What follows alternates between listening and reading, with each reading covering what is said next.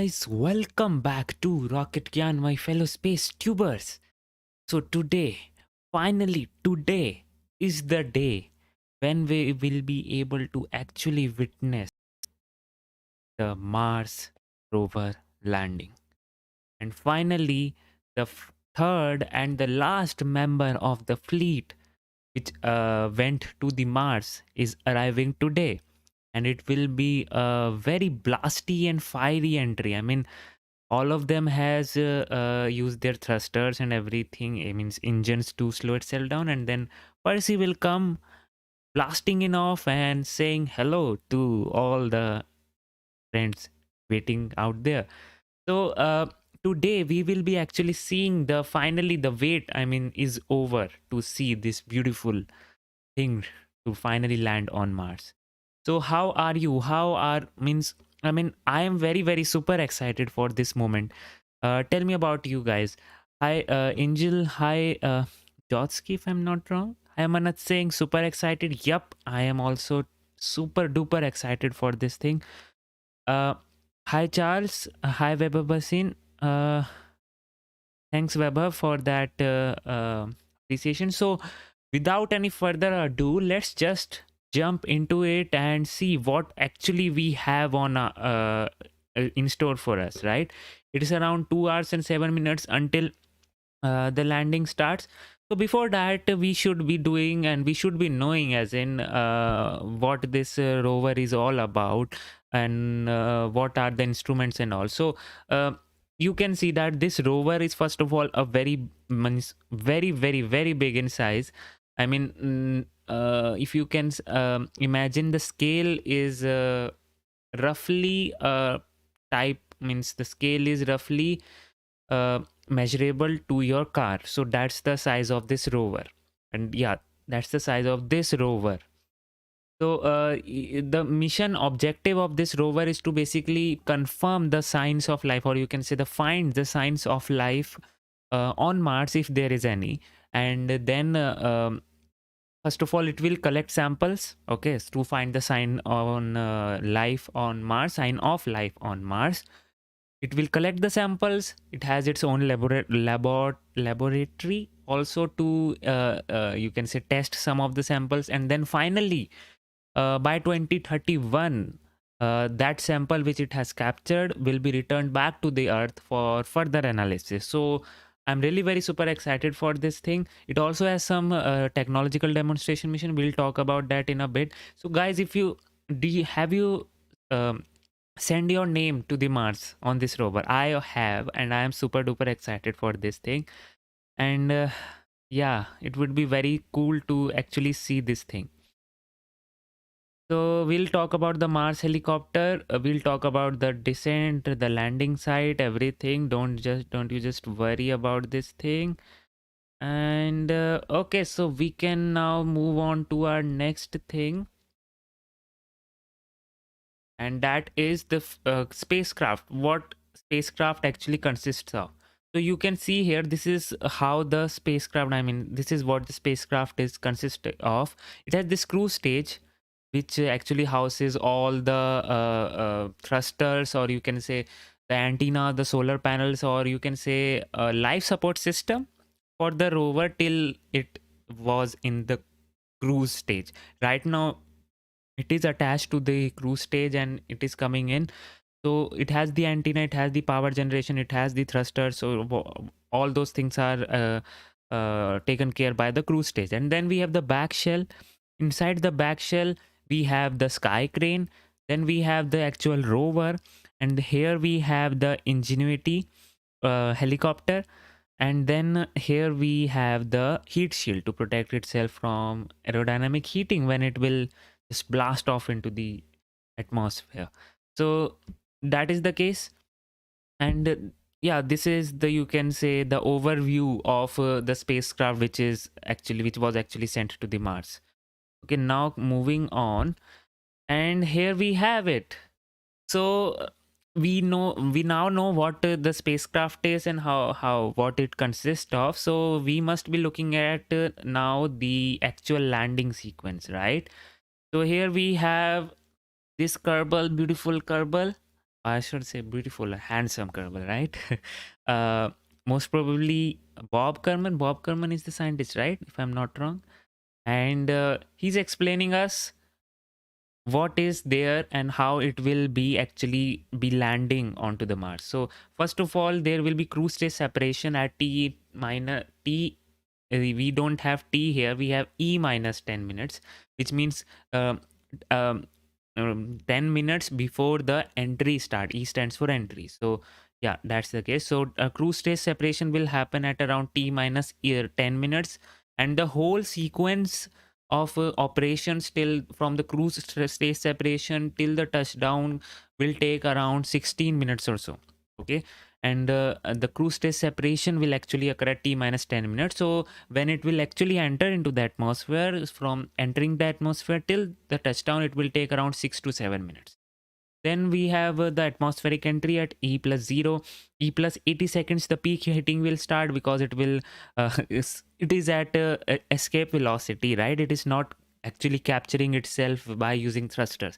Literally at escape velocity, it will hit the atmosphere at blazing speeds, and it will experience the peak heating by at the time of t plus e plus 80 seconds. And the peak heating is you can say predicted to be around 1300 degrees Celsius. 1300 degrees Celsius, wow. Then we have this guided entry. Okay, so then we have the peak deceleration e plus 90 seconds. Then we have the guided entry. So you can see that till this point, the uh, spacecraft was entering in a ballistic manner, which means it was not controlling its trajectory till now. But after that, after the peak deceleration is done, it will perform the guided entry, which will actually uh, um, perform the lift, or you can say, I'm how do I explain it? So it will actually phase the heat shield in such a way so as to produce a lift or not. Okay, so if it wants to increase the range, it will produce the lift, and maybe like right now the computer actually analyze at this point that if it does not do anything, it will land here. Okay, but since we now have to increase the range till here, so now it will change the configuration of this thing to in that manner in which it produces lift. So that will actually cause the range to increase from this point to this point. So this is what guided entry means. Then the parachute will deploy at e plus 240 seconds, uh, uh, which means around 4 minutes. And altitude 6.8 miles, velocity is still 940 miles per hour. So you can see these parachutes will be deployed at supersonic speeds. Then the heat shield will separate, and then here we have the interesting thing. You can see that it has this radar lock and the new you can say the landing mechanism, which is known as the terrain relative navigation, or TRN. And this is a new technology which is actually tested and deployed in this spacecraft, which will actually decrease the area, or you can say decrease the circle or ellipse of the area which will actually in which actually it has to land. So it will be a more precise landing, and in TRN it will actually take the images of the surface, and then compare it with the images taken, or you can say the already fed into the system, and determine its position where it is right now. And then according to that, the data which it has received, it will analyze the position and then fire its thrusters, or you can say first of all this sky crane will be with the rover attached will be deployed, decoupled, and the sky crane will immediately power up its thrusters. Power descent will happen here, and at this position it will actually determine, or you can say determine only where it has to go, and the range of this sky crane to correct its actual landing spot is around 120 football fields. That is the range of this sky crane to correct the actual trajectory. So yep, it is very capable thing. And then finally rover separation will occur at first of all, rover separation will occur, which will actually take the rover a bit down attached with the threads, and once it has touched down, the threads and or you can say the strings will detach and the sky crane will fly away. So this is the mission profile, you can say, for the landing. Okay, so if you have questions, you can surely ask me. So how will the samples return? I'll surely answer that question. Just a sec. uh how will the samples return? So samples will actually, okay, I must answer that. So samples will actually return. First of all, it will collect the samples. Well, okay, I'll answer that when we get to that point. Okay, so let's move on to the another thing. Now we can have a look at the entry, descent and landing thing, how it will be actually be happening. So we've already looked on to this thing. uh, Here you can see that atmospheric entry, final preparations, which will actually take the separate the cruise stage. The atmospheric entry will be there, parachute deployment, um, power descent, and skycrane maneuver. Okay, we know it. Don't need to again, so we can move on. Okay, so now since we know what is actually where, I mean, um, it is going to the Mars, right? But where it is going to the Mars? So this is the spot or the landing area, you can say. This is what we call Jezero crater, and if you see it properly, then you can see that it actually looks like a river delta. I mean, it actually looks like something, some watery thing actually flown through this area and caused this formations to form. And that's why this is very interesting to scientists. This location is very interesting to scientists because it actually gives you the confirmation that something actually was flowing on to this location. And if it is water or something like that, which actually, that actually means these are the remains of the delta. And inside the delta, where means the water was there, there is a very high probability, if on all of the planet there is a very high probability to find any biosignatures of life. So actually that's why they have chosen this place. And if you want to be very precise where it will be actually landing, so landing will happen around in this area, this flat area, you can say that. That's why they have chosen this thing. We don't have anything hazardous here, and that's why they have chosen this thing. So yup, that's the case. Okay, moving on. So now we have actually seen what the spacecraft is, what will be its descent profile, entry, descent, and landing profile, where it is landing. So we should also be knowing what are the instruments it is carrying, right? The scientific instruments it is carrying. So you can see here it has this Mastcam Z, which is zoomable panoramic cameras here, which will take 360 images of the Mars. Curiosity did that. Then we have the subsurface radar. We have the MOXIE. We'll talk about this in a bit. Then we have the supercam, which is actually eyes of this space rover. Then we have the weather station, and then this is the sampling head, which will actually take, which has the spectrometer first of all to analyze the samples. I mean, location which it has to take the samples from. That's why the most spectrometers are here, which will actually tell the scientist what composition that soil holds. That's why we have this thing here. Then we have the drill bit and every drilling mechanism also on this thing. And yeah, these are the instruments it has, right? So yeah, now moving on to the another one.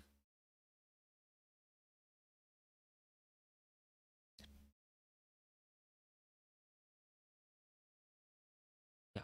So talking about this MOXIE, this is very interesting. I mean, this experiment or this technological demonstration thing which they are sending to the Mars is very interesting, because this MOXIE will actually convert CO2 from the atmosphere into usable oxygen.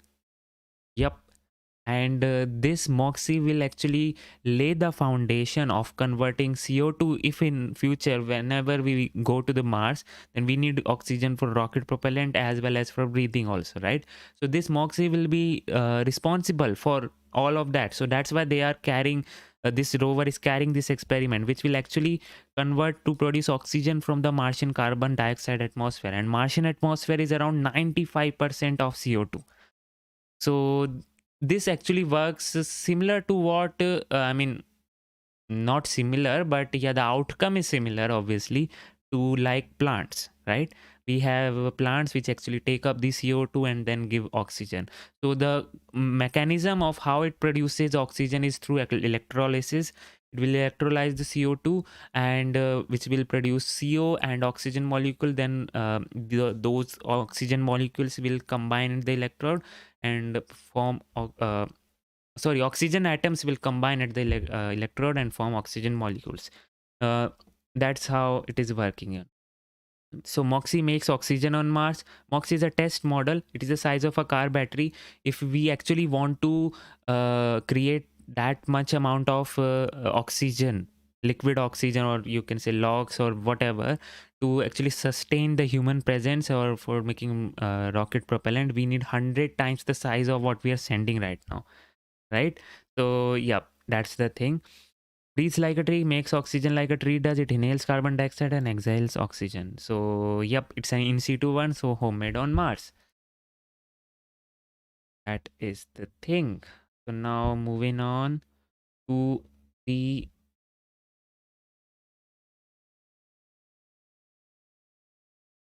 here we have it, the helicopter. So we also should be knowing about this helicopter, right?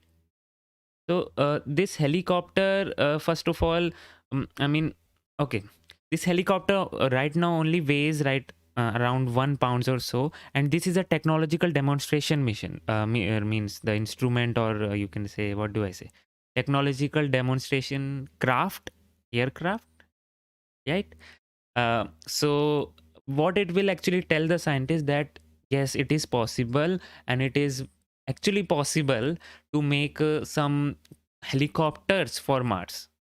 This will actually tell them that yep, it is possible to make them, and that's why it will actually enable the further door, or you can say open the further door, sorry, open the further door to have not only rovers but helicopters, drones, and whatnot on Mars, and actually utilize the airspace also. Right now we were just crawling, and that too very very slowly, to move from one place to another. Maybe in future, if this is successful, then we can have the drones flying over the Mars.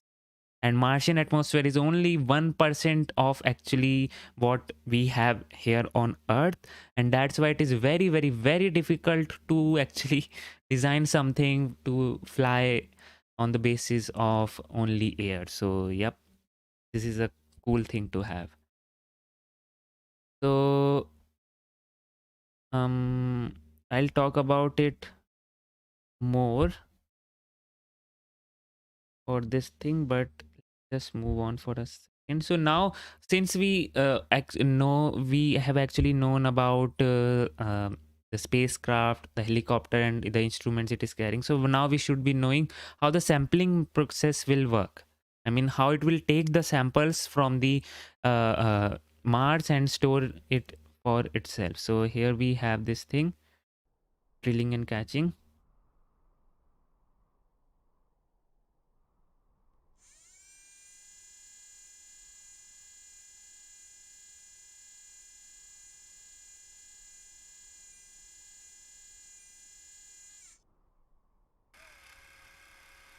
Here you go, the drilling head.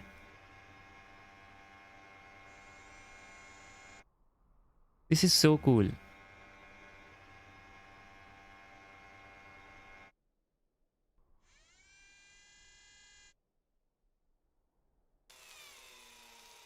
There goes the drill bit. Okay, so first of all, here you just see that we have this first of all, first contact something. They are called first contact sticks. Okay, I don't know the actual scientific word, but what their purpose is to actually uh, hold this drill into one place. I mean, you can't just have the whole weight supporting on one drill, which will actually make it topple from the surface, right? So this will actually make the drill, first of all, stable, as well as level the uh, you can say the head for drilling to happen. Now for when the drilling happens, you can see that this is a drill bit. This will drill as well as collect during the process, collect whatever you can say substance it is drilling. See how you can see here, it has actually collected the soil in the drill bit, which is the cleanest thing they have.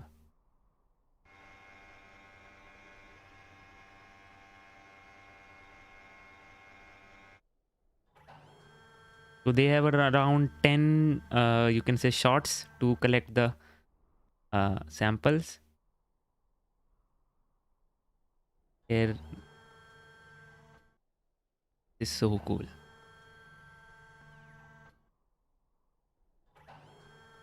Sent in for analyzing. Measure volume, it will measure the volume, it will seal the sample tube, image at each step, move the tube to storage. Now moving will happen. Right now it was analyzing and studying whether it is correct or not.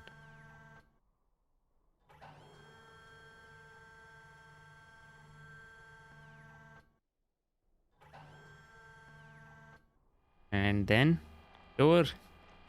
Wow. See this beauty.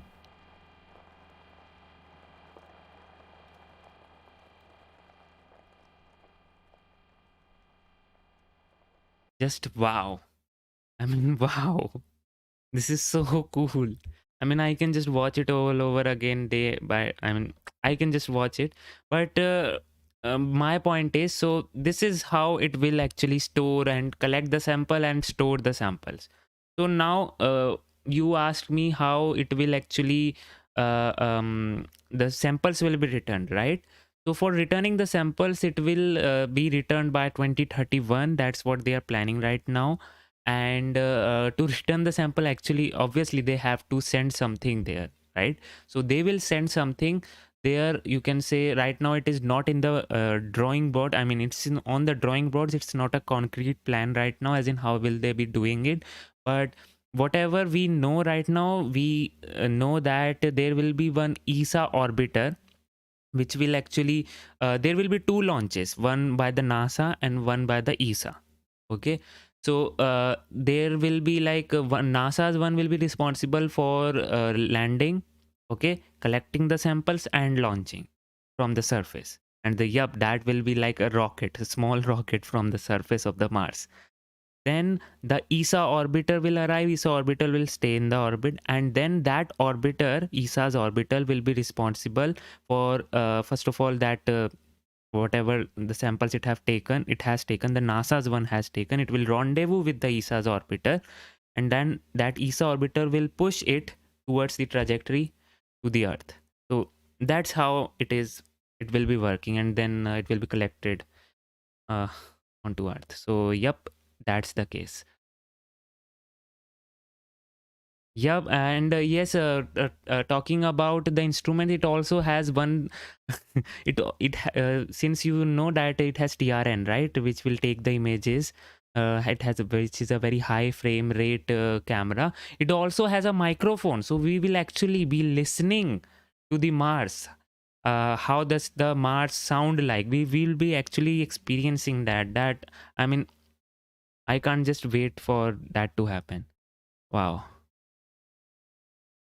How will the computers of the spacecraft know that it has entered to the atmosphere? Manat Singh, for the computers to know it, they have what we call. Okay, I'll show you uh, about that, but just see this video first.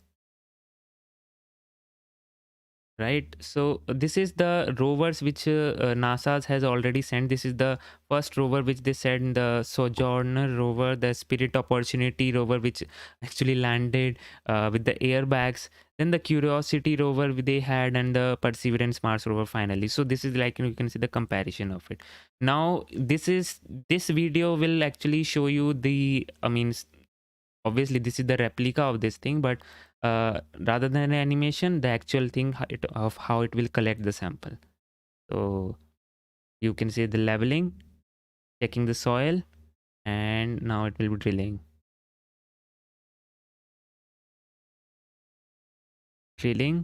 okay, collecting the sample. So that's what it was, what that was. So now the thing which you will be actually seeing will be the test flight of the parachute.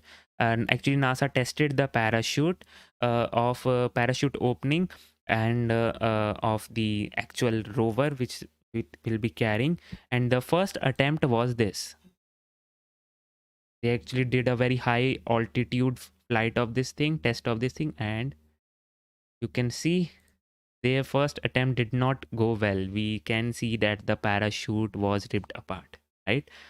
And they actually to simulate the Mars condition, they went to a very high altitude, because the Mars atmosphere is like around 1% the speed of 1% the atmosphere we have on Earth. So that's why they went to the higher atmosphere, where the atmosphere gets thinner and thinner, and then went to the supersonic speeds and tested the parachute. But it failed for the first time. Then they learned it, and then they rectified it. So we also have that imagery. This is their actual thing in which the parachute opened and it worked perfectly fine. So talking about this parachute is around 60 meters in diameters. I mean, this is very, very, very large, right? So yeah, this video was about that. And now this is a very cool video which I actually wanted you to see, that this actually shows how the parachute comes out of the shell. And yeah, you just see this thing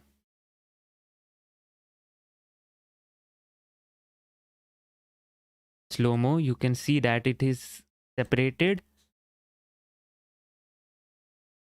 and then okay, so yeah, that was it. So talking about the next video which I have, the next clip which I have, this is the Ingenuity helicopter, right? So they simulated they took the first prototype to the chamber in which they simulated the Martian atmosphere. They vacuum, first of all they removed all the air from that chamber, and then they filled in CO2 to around 1% of we have, means the pressure we have here. So um, that's where they tested the first attempt, their Ingenuity helicopter, and that looked like this.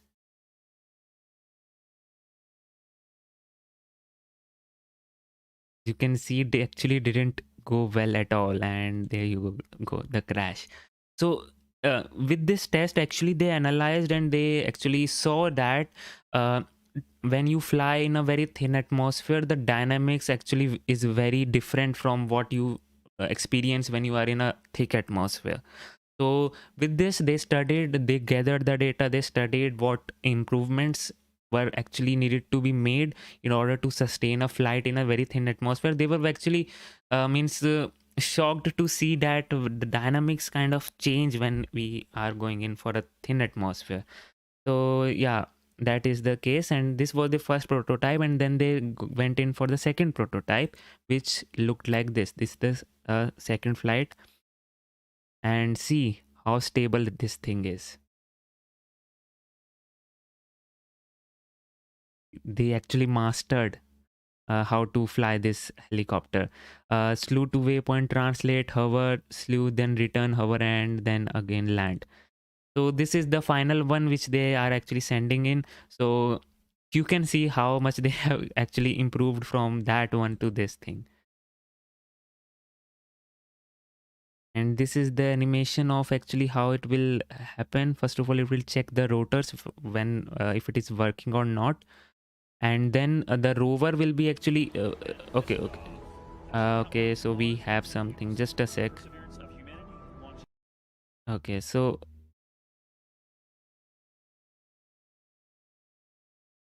it will actually see, you can see that rover will be apart, will stay apart, and then it will see this helicopter fly to its you can say a certain altitude and see how it goes.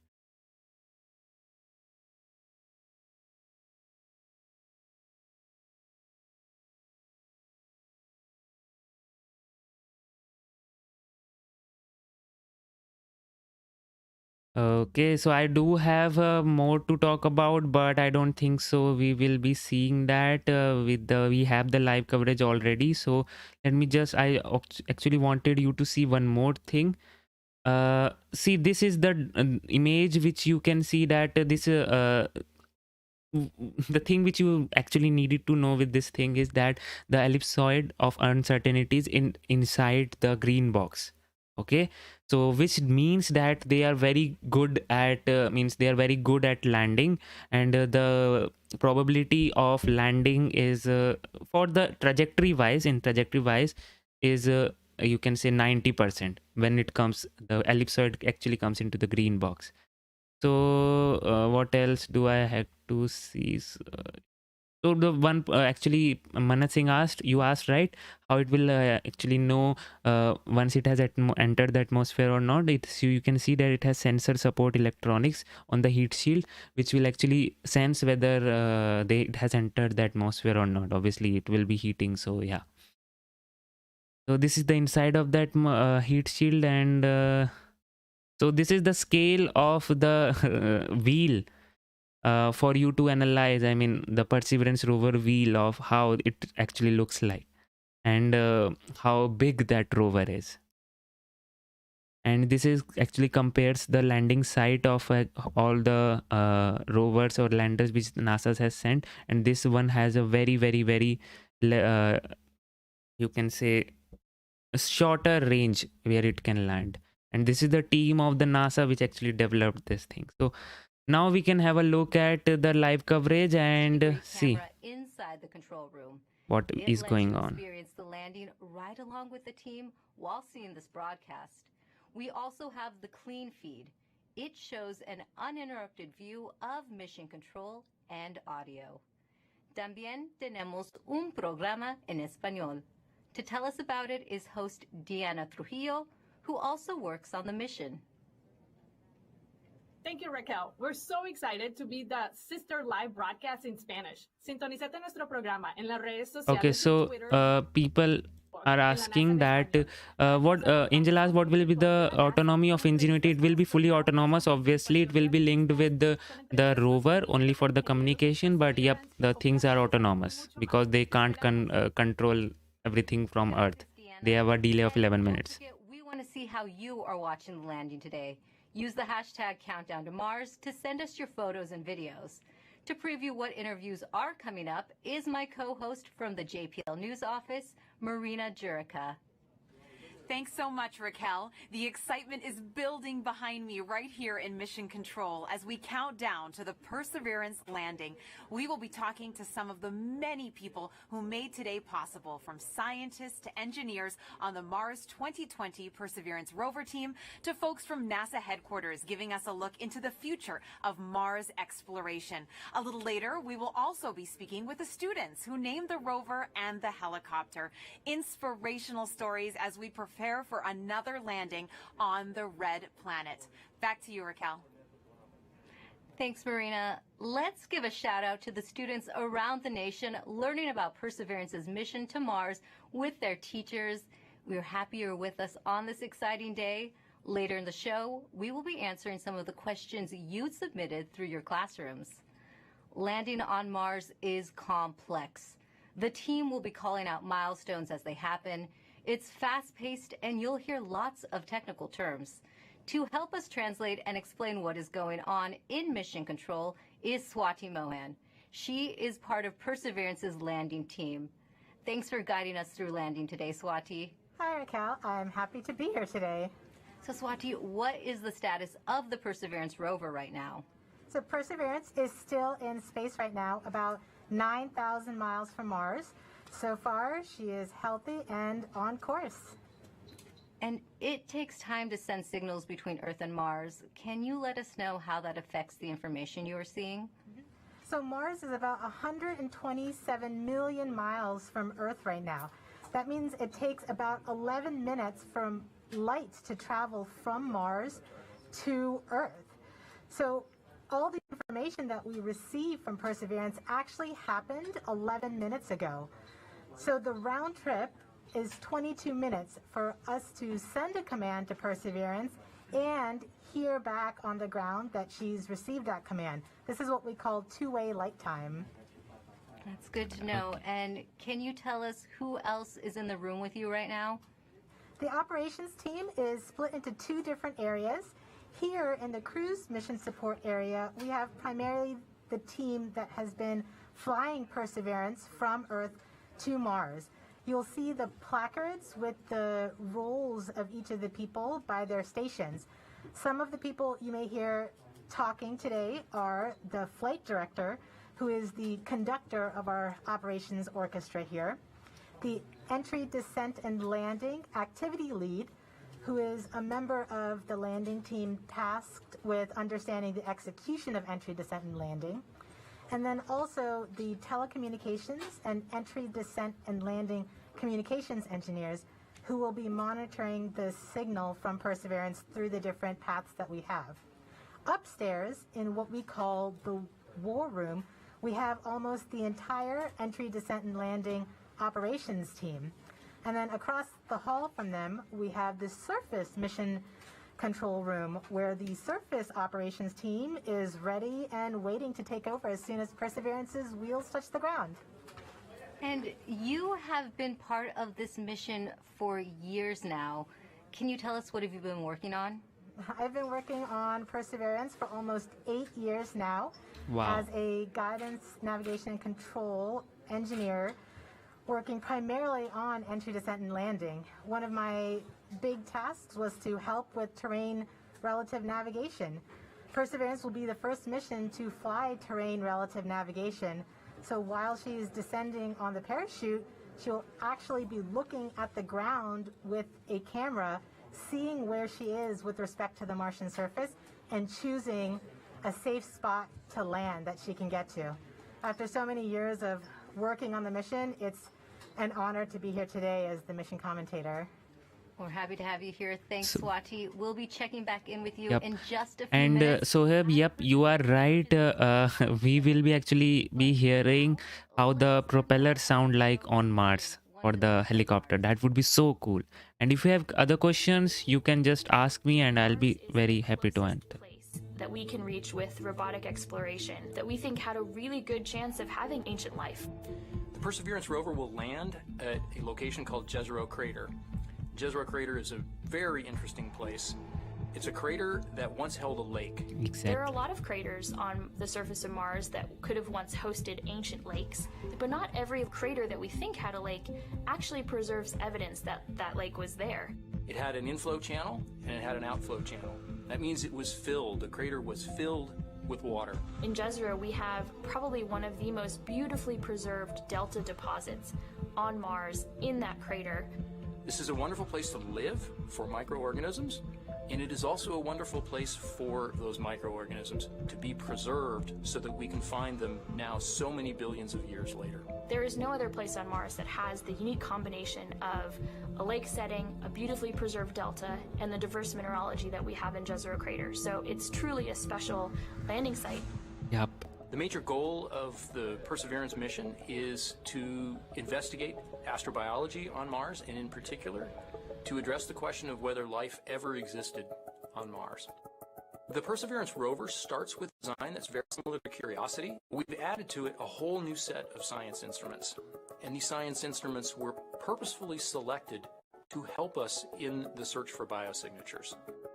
We're going to be taking microphones with us. For the first time, we're going to have that another planet. Perseverance carries with her a grand experiment in spacefaring technology, a helicopter, the name of which is now Ingenuity. One of the major upgrades that Perseverance has from Curiosity is that it's able to self-drive for a distance of up to 200 meters per day. As the rover is driving, it's literally building the map of the road it's driving on Mars. Scientists for years have told us that to really unlock the secrets of Mars, we have to bring samples from Mars back to Earth. So what Mars 2020 is going to do is to drill samples, put them in small tubes. We're going to seal it in its own individual tube. We set them on the surface to provide a target for the second two missions, which hopefully will get in development in the next several years and could potentially get the samples back to Earth. This by is the 2031. ESA's orbiter. Perseverance is a very, very profound first step in both our understanding of our place in the universe and a stepping stone towards human exploration on Mars. Exactly. So, yep, you heard it, guys. I mean, Watching wow. live Mars landing commentary, and Perseverance is about to reach another important milestone. Swati, can you tell us what is happening?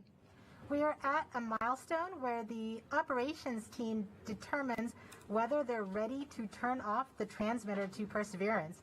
Turning off the transmitter is like taking your hands off of the wheel.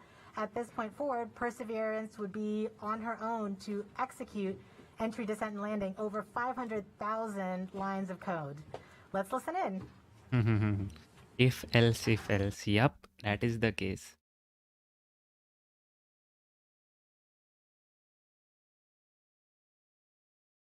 Okay. Bit weird. Not on my side. Just a sec, guys. GDS 1. Go. GDS 2. Go. Fault protection. Go. Power. Go. Avionics. Go. Thermal. Go. Flight software. Play stuff or go. Data management. Go. Play stuff or go. Data management. Go. Propulsion. Go. Art lead. Go. Team chief. Go. Ace. Go. Launch cruise phase lead. Go. Deputy mission. Go. EDL phase lead. Go. Mission assurance. Mission assurances go. Chief engineer. Chief is go. Project manager. Projects go. Mission manager. All stations are go for transmitter off. Copy flight, go for transmitter off. There you have it, Raquel. We have deemed Wow. Perseverance ready to execute entry, descent, and landing on her own. But she's on her own now. Thank you, Swati. As we just heard, Let's just Perseverance wish is now her best operating of luck. on its own as it cruises closer to Mars. To help explain what this mission means for the agency is NASA's Associate Administrator Thomas Zurbuchen.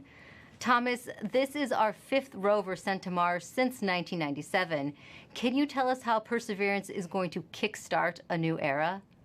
Wow, this is such an important date today, and it really is the beginning of a new era in a sense that we're going from exploration, kind of with experiments on rovers, looking around, doing analysis, to the sample return phase, in which we're not only looking around, looking at the geology, but really turning our rover into a robotic geologist and astrobiologist, collecting samples that we will bring back to Earth. And for us, of course, those are where the best laboratories are of all of humanity. Some of them still remain to be explored by some that are not yet in the science community yet. And that's what we're looking forward to. It's that new phase. The other element that I want to talk about is the amazing technologies that are there. And of course, one of my favorites is the Ingenuity helicopter, this in search of this extraterrestrial Wright brothers moment, you know, controlled flight for the first time elsewhere, Raquel. Great. And we have a student question on video for you from Macy. Hi, my name is Macy Ragsdale. My question is anything alive on Mars? Thank you. Well, Macy, I'm so glad for your question. It's a question I ask myself. Is anything alive there? And frankly, at the surface where we're going right now with Perseverance, we do not believe there's anything alive right there because of the radiation that's there. It's chilling cold and there's really no water there. But guess what? We think that 3 billion years ago, this looked like a stream that you may see on Earth. And frankly, a lot more similar than Earth, with water with a magnetic field, just like the Earth with an atmosphere. And the question is, at that time, 3 billion years ago, were there single-cell organisms, just of the type that developed on Earth? So is there life on Mars overall? We don't know. But where we're going right now, we're really looking for ancient life. And that's what we're so excited about. Thank you for your time today, Thomas. And thanks to everyone who has been using the hashtag Countdown to Mars. Here are some of the photos that you've sent in so far. Let's take a look. Now, please keep sharing with us how Angel, you are right, and thanks for reminding me to say this. Yes, this is the thing. Success will be when there is a signal acquisition from the surface, and that will actually happen. Okay, as we get closer to I had that milestone. also planned, but was not the time. This milestone is a communications pole. So during landing, not only will Perseverance talk directly to Earth, but we'll also be talking to 2 spacecraft that are currently orbiting Mars, the Mars Reconnaissance Orbiter and the MAVEN spacecraft.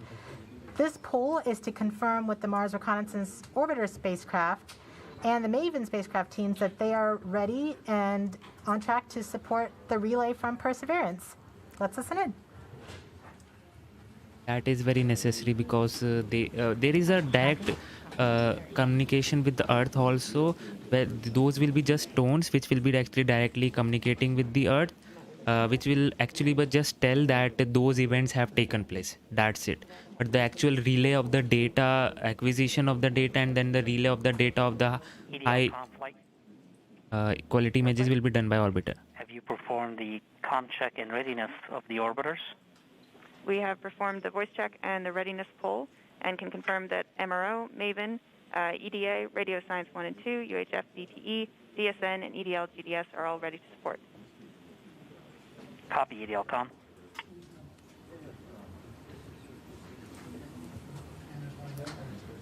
Exactly. So we've just heard that we have confirmation from each of the different orbiters and all of their support equipment on the ground that they are ready and are on track to support the relay from Perseverance.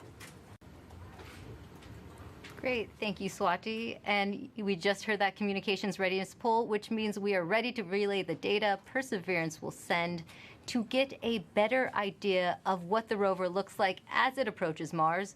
We have a NASA program called EYES.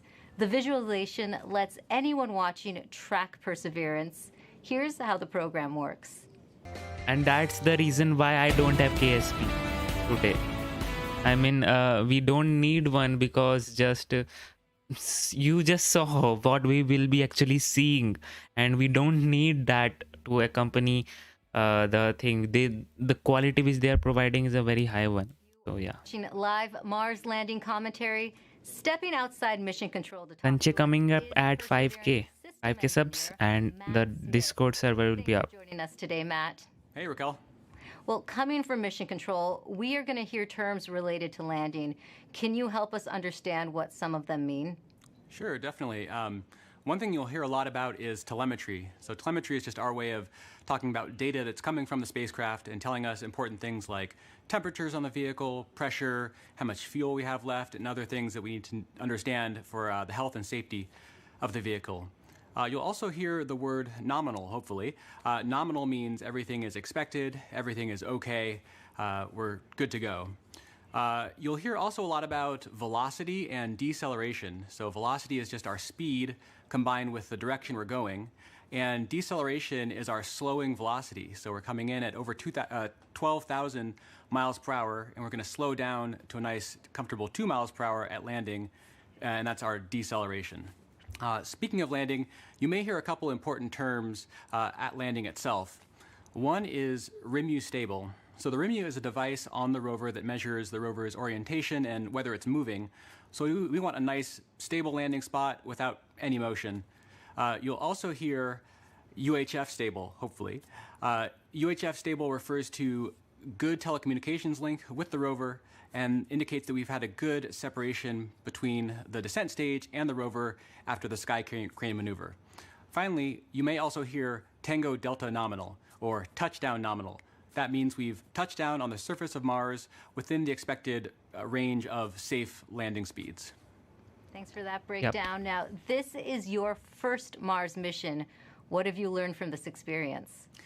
Yeah, one of my takeaways is that you can almost never be too careful when it comes to Mars. You definitely can't take Mars for granted. You know, we've checked and double-checked and triple-checked everything on our way to Mars. And, you know, even though we've done this once before using the sky crane technique on the Curiosity rover, you know, I think everyone's going to have everyone's going to hold their breath until we're on the surface of Mars this time around.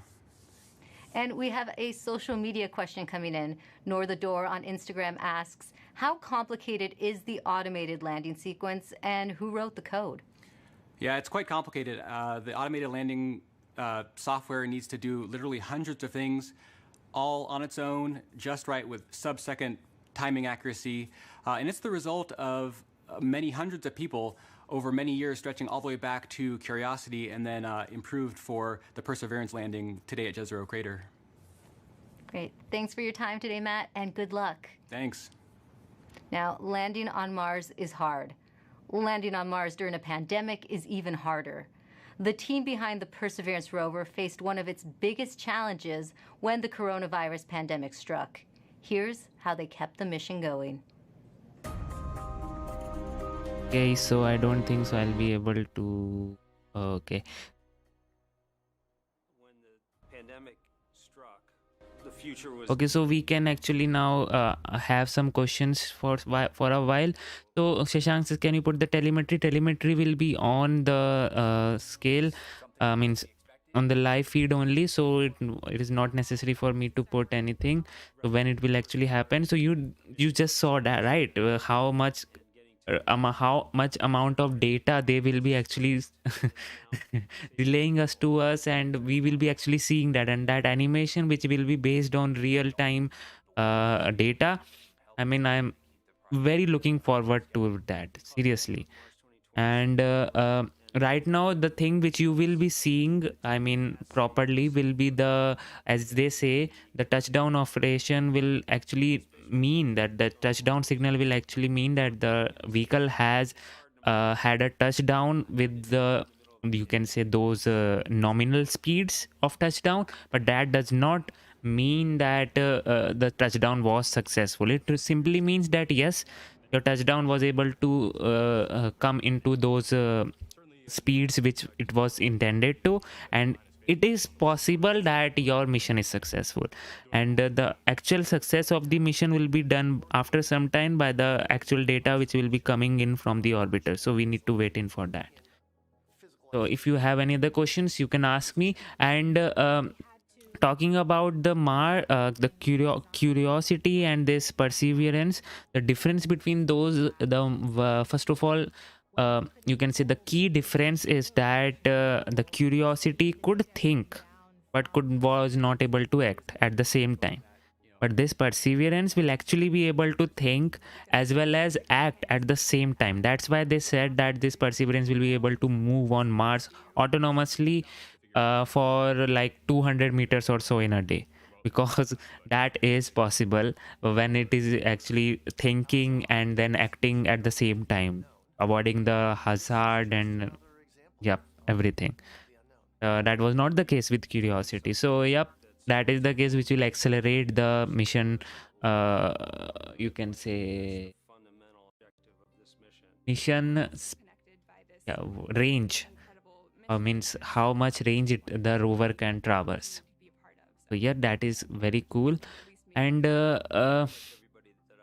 talking about Ingenuity will actually is right now situated in the belly of the rover, and it will take literally 10 days for that rover, for that Ingenuity to separate from the rover. So it is a bit complex thing. I mean, do you have any given name on the rover, carrying Rihan asks.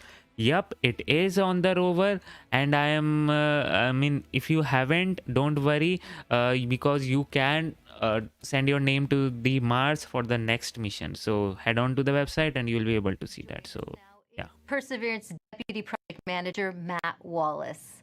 Matt, just how ambitious is this mission, and how does this team stay on track with unexpected challenges like the pandemic?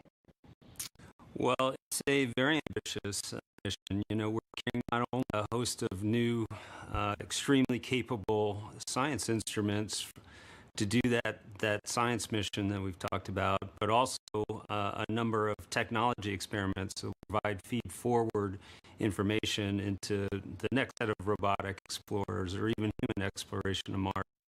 So there's a lot for us to do. We look a lot like Curiosity, but in fact, we're carrying 50% more payload down to the surface of Mars. Connection is problem is so it's from been the a big NASA challenge. You know, and it was particularly challenging when the pandemic struck. Came at a critical time in our processing. We were just months away from launching. We're trying to essentially get the spacecraft assembled, do the final tests. We did not have a lot of margin in our schedule, and our focus just entirely shifted from that to keeping the team safe and keeping their families safe. And we had to do that quickly. We had to make the adjustment quickly. I think, you know, we got through it with a lot of help. A lot of people stepped up to make it happen. The team was tenacious, and we managed to get it launched and fly it to Mars. You know, thanks to a lot of help. And Matt, just how large is the team that worked on Perseverance? It's a big team. A couple thousand people here just at JPL, in fact, have worked on the mission. And then almost every other NASA center has contributed in some significant and critical way as well. We have over 1,000 industry partners that have provided hardware into this mission from 44 different states, 60 different cities. And of course, we have international contributions from Europe and many other international providers as well. So it's a big team. It's taken a lot of people. Jella, it's the problem from the NASA's end. In every channel, the thing is same. This is the most difficult landing site ever attempted. Now, why do you think Perseverance is ready to land in Jezero crater now? Jezero is tough. I mean, it's scientifically fascinating because it's got a lot of things like craters and you know, rock fields and cliffs and sand dunes and that sort of thing, which are great for the science community. That's exactly the type of features they're looking for to learn more about Mars. But they're all landing hazards for us. And so we've had to add new technology to relevant navigation, which is the ability essentially to divert away from hazards. But we have taken this system through the same types of paces that we have in previous missions. We've used the same techniques, the same best practices for engineering verification, and in many cases, we've used the same people. This, in fact, is my fifth Mars rover mission, and I'm not alone. There's other people on the project in the same situation. So, you know, the team has given it everything they've gotten to put it all out there and to make this successful, and I think we're ready. Thanks, Matt, and good luck on your fifth mission. Thank you very much. Well, Jezero crater is a location on Mars that has intrigued scientists for years. Let's head over to Marina to learn more about the science goals of the mission. That's right, Raquel. Here to explain why we want to go there is Deputy Project Scientist Katie Stack Morgan. Welcome, Katie. Thanks, Marina. Glad to be here. Now, Perseverance is landing on Mars at the Jezero crater. Why is it that you and the team chose this particular area? Yeah, so scientists believe Jezero crater is one of the best places on Mars and possibly the entire solar system to look for signs of ancient life. Jezero contained an ancient lake and has within it one of the best preserved ancient delta deposits on the surface of Mars. And deltas form when a river enters a relatively open body of water, like an impact crater, and deposits the sediment that it's carrying into the lake. And we know based on studies of deltas and lakes here on Earth that they're great places to concentrate and preserve organics and support microbial life. We're also excited because Jezero exposes rocks that are between 3.5 to more than 4 billion years old and represent a variety of different geological processes. Now, this might be a tough choice, but what do you think would be the most rewarding scientific discovery that we expect to get from this mission? Yes, hands down, I think the most rewarding discovery I think we can make with Perseverance would be finding a truly compelling ancient biosignature on Mars. The rocks in and around Jezero crater record a period of time when life first arose in the solar system, and we have the opportunity with Perseverance to study the evolution of the planet from a once habitable world likely capable of supporting ancient life to the cold, barren planet we know Mars is today. And why do you think, Katie, it's so important to find out if there really is or was ancient life on Mars? Well, the question of whether there's life beyond Earth is one of the most fundamental and essential questions we can ask. And our ability to ask this question and develop the scientific investigations and technology to answer it is one of the things that make us as a species so unique. And based on everything we know about Mars in the past, it absolutely should have been capable of supporting ancient life. So we can find out an answer to the question, where there were habitable environments, was there life? And studying the possible emergence of life on ancient Mars can also help us better understand the conditions that led to life on our own planet. That's so fascinating, Katie. Now we're going to take a question from a student, Vara. Hi, I'm Vara, and my question is, why was Mars able to sustain lakes and rivers ages ago, but cannot now? Isn't it cold enough to make water, and isn't it always? Thank you. Yeah, that is such a great question. And one of the things that protects our atmosphere here on Earth and allows liquid water to be stable on our own planet is the fact that we have a magnetic field protecting that atmosphere. We think that Mars lost its magnetic field way back billions of years ago and left the atmosphere exposed to things like solar wind and cosmic rays that basically blew that atmosphere away. And once that happened, liquid water wasn't stable on the surface of Mars anymore. It was too cold and the pressure was too low. And so now Mars is not capable of supporting liquid water and likely not capable of supporting life at its surface. Well, thank you so much to Vara for that great question. And a big shout out to all the kids that are watching out there today. And thank you so much to you, Katie, for joining us. That was so great. Thank you. Now sending it back over to you, Raquel. Thanks, Marina. Earlier, we were able to catch up with the communications systems engineer, Chloe Sakier. She helps us break down the system used to track Perseverance during landing. The communications infrastructure supporting Perseverance's landing is quite complex. We've rallied a truly global network of relay and communications assets to help us capture and record those precious minutes of entry, descent, and landing, or EDL. We receive a stream of engineering telemetry via these communication assets that helps us see and understand exactly what's happening. Perseverance sends direct-to-Earth X-band tones, each of which provides us with indications of critical entry, descent, and landing events. During entry, descent, and landing, we have 2 Mars orbiters listening for the ultra-high frequency, or UHF, signals from Perseverance. These orbiters relay these signals to deep space network stations on Earth, Madrid in Spain, and Goldstone in California. The Mars Reconnaissance Orbiter, or MRO, has reconfigured its software to perform a type of relay called bent pipe. This will provide us with near real-time telemetry during entry, descent, and landing. We have coverage from the Mars Reconnaissance Orbiter from just before entry to a few minutes after landing. The telemetry we receive will be delayed by the time it takes light to travel from Mars to us back on Earth. Additionally, the Mars Atmosphere and Volatile Evolution spacecraft, or MAVEN, is recording these UHF signals and will be relaying that recording hours after landing. MAVEN will be covering us from around the time of cruise stage separation until a few minutes after landing. We also receive what we call heartbeat tones, which are indications that the spacecraft is alive and progressing throughout entry, descent, and landing. It's important to note that while unexpected, we could lose our communication links and still land safely. Because Perseverance is doing entry, descent, and landing completely autonomously, she doesn't need our help to joystick the landing. The communication links give us added visibility. Exactly. To And answer you your can see question, Chloe Louis, hard at work inside Mission we Control have right now. this thing. Perseverance's landing These were might the look like the people system the which worked on the Curiosity rover rover. used back in 2012. But landing on Mars is difficult. There's always a risk involved. Here's what needs to happen for Perseverance to touch down safely in Jezero Crater. Nothing can be taken for granted when you get to Mars. There's a lot of things we just don't know.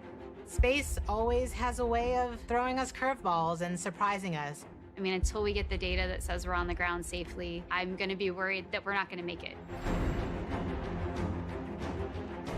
Entry, descent, and landing is often referred to as the 7 minutes of terror because it takes about 7 minutes to get from the top of the atmosphere of Mars to the ground safely.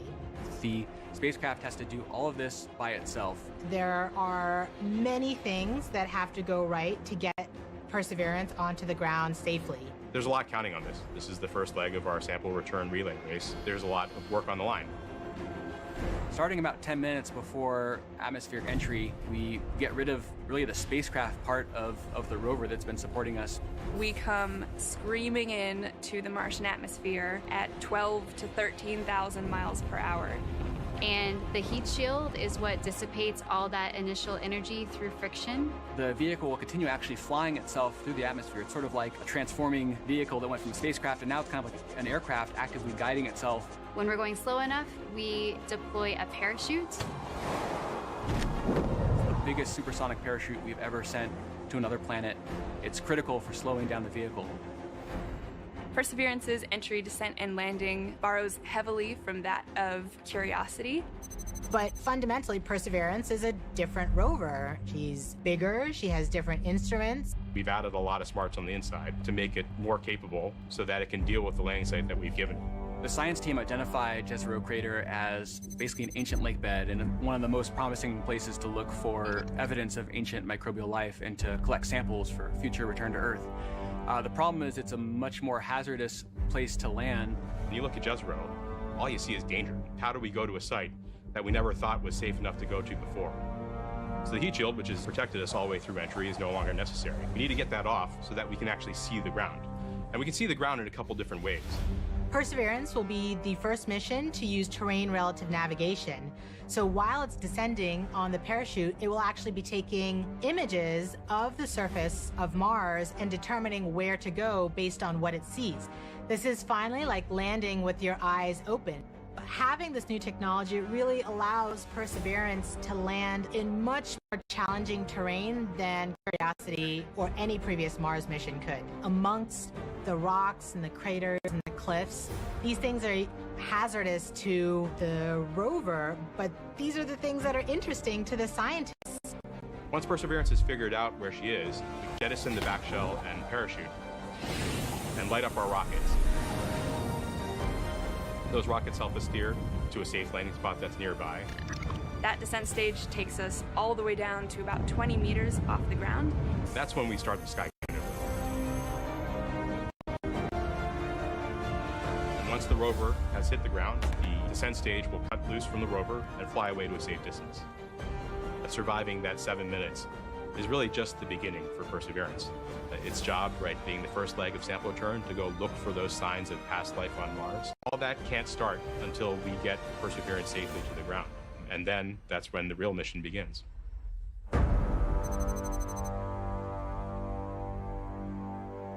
I'm so much excited for this, guys. This is finally happening. We are just under 1 hour from the landing to happen.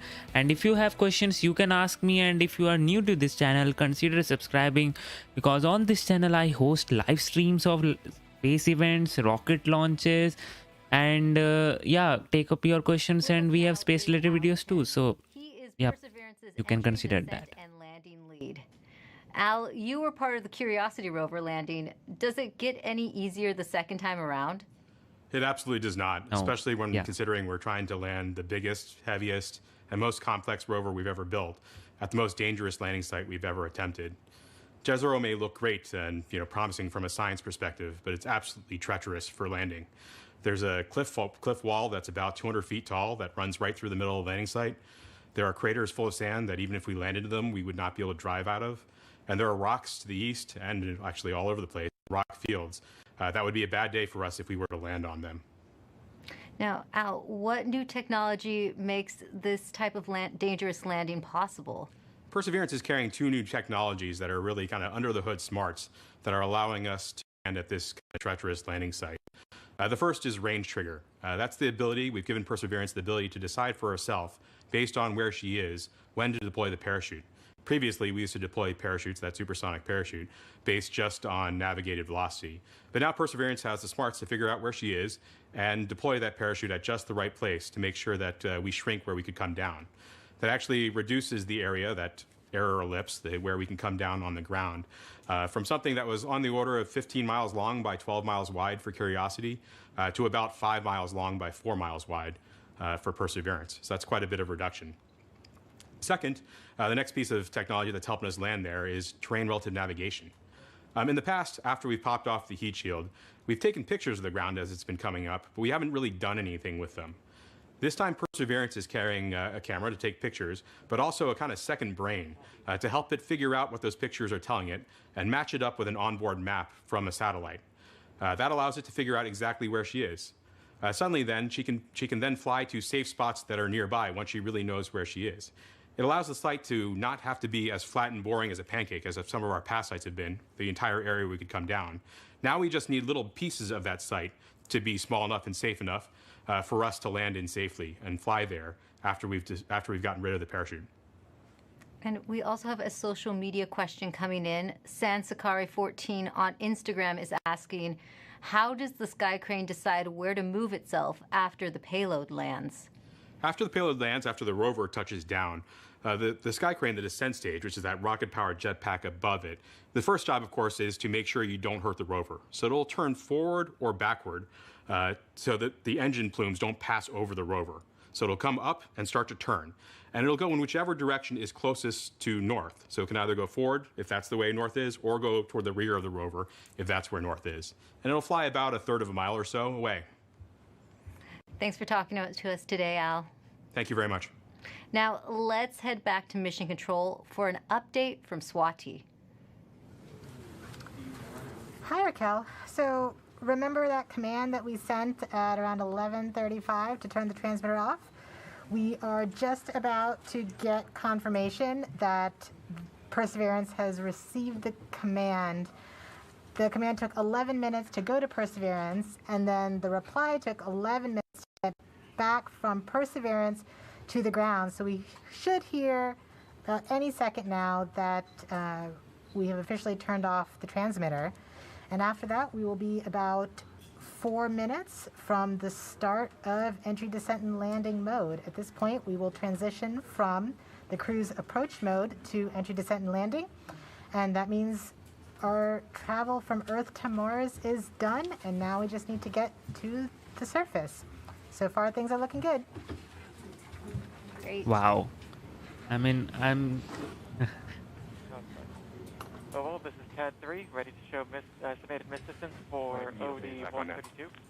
Copy EDL phase, we'll come back. Go ahead.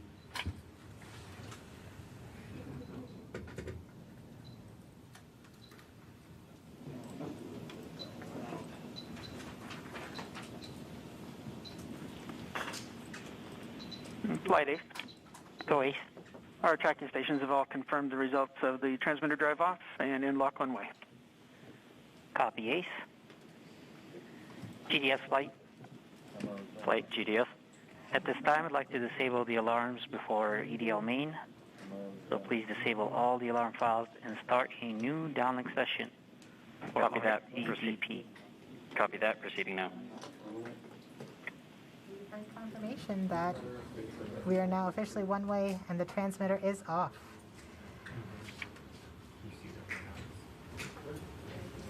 Rover mission has helped shape the other, starting with the landing of the Pathfinder more than 20 years ago, leading up to where we are today with Perseverance. Perseverance Deputy Project Manager Jennifer Trosper has worked on every Mars rover mission, and she joins us now. Jennifer, how does Perseverance fit into the history of exploring Mars? Thanks, Raquel. It's great to be here. Well, Perseverance is NASA's 5th rover on Mars, and I've had the privilege of working on every one of them. And the very first rover was the Sojourner rover we sent in 1997, and it was the size of a microwave oven. And even at that small size, Sojourner was able to transform the way that we explore Mars, from stationary landers to small roving robots that go from place to place, just like a geologist would on Earth. So once we had that roving capability, then we sent our twin rovers Spirit and Opportunity. Spirit and Opportunity were tasked with finding evidence of ancient water on Mars. Now they did. They're great explorers, and both of them found ample evidence that water had once existed on the surface of Mars. But we had a question. Another question then was Mars ever habitable if water had been there? And that's when we sent Curiosity. Now Curiosity was a major upgrade to our rover fleet. She's the size of a small car. She landed with the Sky Crane system instead of airbags. And she also carries along her own sample analytics lab, and she's still operating today. And during her exploration, she has found evidence of a habitable environment in an ancient lake bed on Mars. So now we're sending Perseverance. Perseverance is tasked with answering the question and looking for evidence of ancient microbial life on Mars. And in order to do this, she has to be the smartest and most capable rover we've ever sent. Speaking of Perseverance, can you tell us more about how Perseverance is smarter than its predecessors? Yes, we've made a lot of upgrades to help her along with the surface mission. One of them is for her autonomous traverse capability. When I say autonomous traverse, I mean we tell her where we want her to end up, and she has to figure out the safe and best way to get there. In order to do that, she uses her cameras, algorithms, a computer. So we've given her another computer, we've upgraded the cameras, and we've upgraded the algorithms. Now she drives 3 times as fast as Curiosity could drive in this autonomous traverse mode. In fact, her average daily distance for driving, about 200 meters, is close to the maximum distance any rover has ever driven in a day on Mars. So she's fast. Another thing that we've done, which is the most significant upgrade that we've made, is the sample caching system itself. Curiosity has a robotic arm, like Perseverance has a robotic arm, but on the end of Perseverance's robotic arm is a coring drill that will go and take rock cores, transfer them into sample tubes and into the rover, where another robotic arm will take those tubes, will seal them and store them, and eventually drop them on the surface of Mars for future return to Earth. Great. And we also have a social media question about Perseverance. Erica AS on Instagram wants to know what the wheels of the rover are made out of. Great question. Well, you may think we make them out of some material you've never heard of. It turns out they're made of aluminum. Now, Perseverance's wheels are a little thicker than Curiosity's, but they're actually both made out of aluminum. The tread structure is one more a question bit for different you. too. Can you tell us more about the importance of where you are right now in the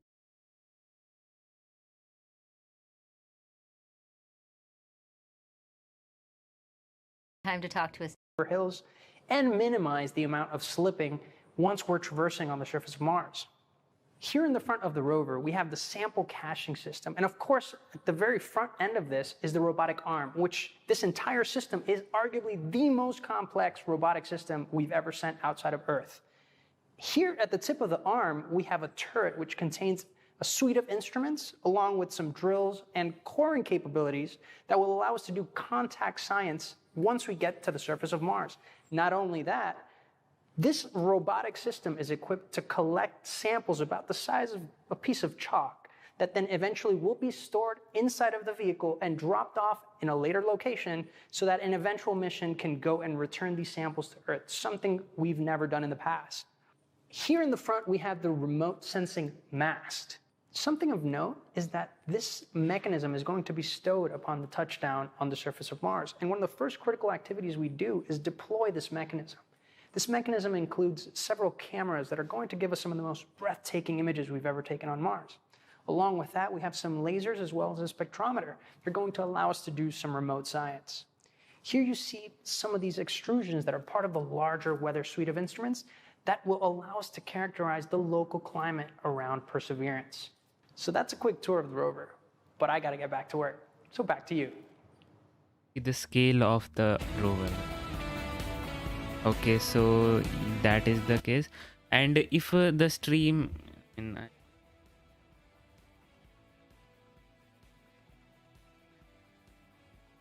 and yep, Mamta, you are kind of right that the spinning actually happens so as to provide stability and make sure that the spacecraft does not tumble in space. It just rotates and keeps spinning and just keep heading in the same direction, and it does not tumble because of that. What we call as gyroscopic stability, or you can say stabilized spin.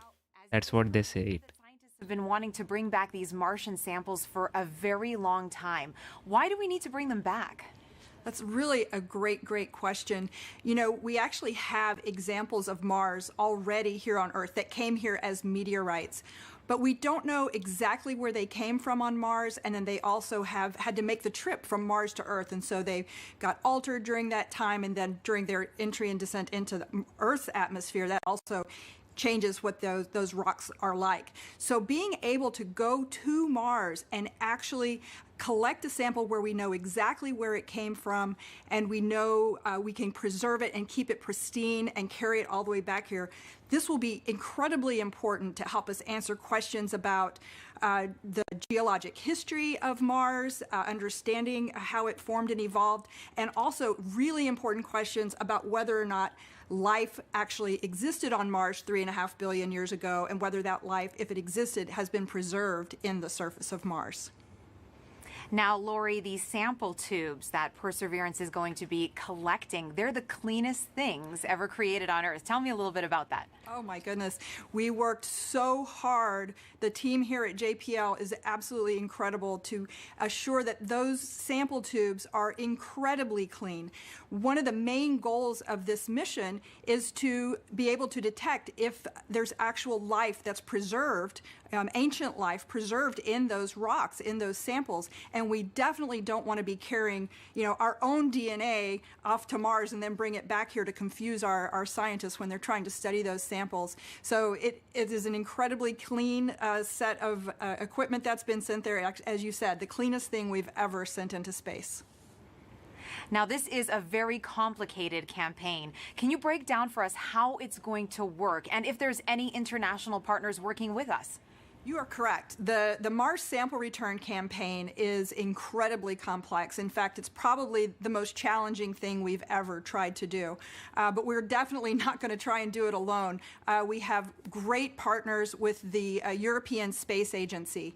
And the way this campaign is going to work, well, Perseverance is the first step. Chapter 1 is going to Mars and collecting the samples. Chapter 2 is going to be a sample return lander that we hope to launch in around 2026 to 2028. And that lander, it'll be an American lander carrying a fetch rover that's provided by European Space Agency. And that little fetch rover will drive out and pick up the samples that Perseverance left on the surface of Mars. And the fetch rover will bring them back and load them into a rocket that we call the Mars Ascent Vehicle, which will be the first ever launch from another planet. And it will launch those samples into orbit around Mars. In the meantime, European Space Agency will have an orbiter that's in orbit around Mars that can rendezvous and capture those samples and then bring them back to Earth for us to study back here in our amazing laboratories. A lot of firsts, it sounds like, Lori. And another first, how is Perseverance and the Mars Sample Return mission going to help the future human exploration of Mars? I'm so glad you asked that. I think we're going to get a lot of great information from Mars Sample Return with, again, being able to land the heaviest payload we've ever landed on Mars will be that Sample Return lander. That's critical to us learning how to land humans on Mars. And then we are definitely going to want to be able to launch the humans back off of Mars. So that Mars Ascent Vehicle is going to be critical, that first step of the first launch from another planet. So exciting, Lori. And speaking about the Mars generation, we're now going to take a student question for you from Livia. Hi, my name is Olivia, and my question is, what made you want to study Mars, and why are you working so hard and willing to wait so long for a sample? Thank you. Oh, Olivia, that is such a great question. And I enjoy Mars just because it can tell us so much about how our solar system formed and evolved. All of the planets can tell us different parts of that story, and Mars is a really key piece of that. And one of the main reasons we're willing to wait so long to get the sample back is that we've got great new scientists that are all about your age, and in about 10 or 15 or 20 years, you'll be the generation that's going to actually get to work with these samples. When they come back, you'll be the scientists and engineers that will be the next generation to change how we think about Mars and how we think about life in the solar system. That was a great question, Lori. Reach for the stars, future little scientists and engineers. Thank you so much for joining us here today, Lori. It's my pleasure. Thanks. Back to you, Raquel, for another mission update. Thanks, Marina. The cruise team for Perseverance controls the rover on its way to Mars. And moments ago, they handed it over to the landing team, and it looks like team leaders in Mission Control are about to talk to both teams. So let's listen in. The CBM change, as I mentioned previously, is to the EDL reserve two-way non-coherent route. Activity. Copy flight. EDL phase, go ahead. Flight proceed. Pep talk, I guess, to the team. All right. I'm terrible at pep talks. I think my reputation precedes me there. And look, I know this hasn't been easy, right? I'm not even sure we've even been all in the same room at the same time. I mean, I'm staring at folks across the internet as well. Even now, right? Only. Yeah. Voice check. Okay. I do want to just extend my heartfelt appreciation from the EDL team to the launch cruise team. You've done everything we've asked for, right? I mean, you've battled anomalies, you've dealt with Cepheids, you've done everything. You delivered a healthy spacecraft to the place that we want to go, and she's right on target, right? We did the last maneuver literally 2 months ago, right? This is pretty incredible, in my opinion. And she's armed with the right information to help us land. Doing the parameter update last night, we're ready to roll. You've done everything right. And you've put up with us too, right? You've put up with our eccentricities and the things we like to do in EDL land. So I very much appreciate that. So you all should sleep in on Friday, since you guys have earned it. Thanks for literally and figuratively putting us in the right position to succeed. And let's land on Mars together. Copy EDL phase. And as flight director, I also would like to thank the whole team, cruise ops, EDL ops, EDL team, and the surface ops as well. It's been an amazing journey. I think we all know that. And it's been my honor and pleasure to work with you all side by side. And your tireless efforts and endurance in the face of our challenges has been truly, truly inspiring. So kudos to you. Mission, would you like to say something? Yeah, just echoing the same words that Al and Magdi have mentioned. You guys have overcome great obstacles in the last 6.5 months, and it started with an earthquake in this room on launch day at L-20 minutes. Exactly. So I can't be more proud than all of the achievements that you guys have pulled off in the last 6.5 months. Whatever happens in the next hour and a half, you can be proud of the achievements that you've accomplished so far. I look forward to seeing you on the other side. And I only wish that the rest of our team could be sharing this moment with us. This is a very unusual event. This room is only half as full as it would be if we weren't in this pandemic. So missing everybody on the team who's not with us here today. And go EDL. Welcome to the EDL family.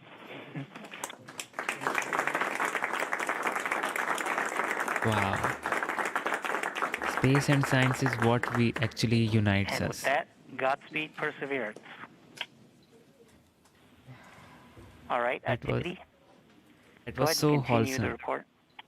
Sure thing, flight. We've since completed the EDL start anchor. As I was mentioning, we changed our CBM row to EDL reserve two-way non-coherent. That row reinforces our CBM windows disabled keeps our packetization on. It turns off our ranging and switches to the auxiliary oscillator. We have also started our real-time data product and reinforced Medley on.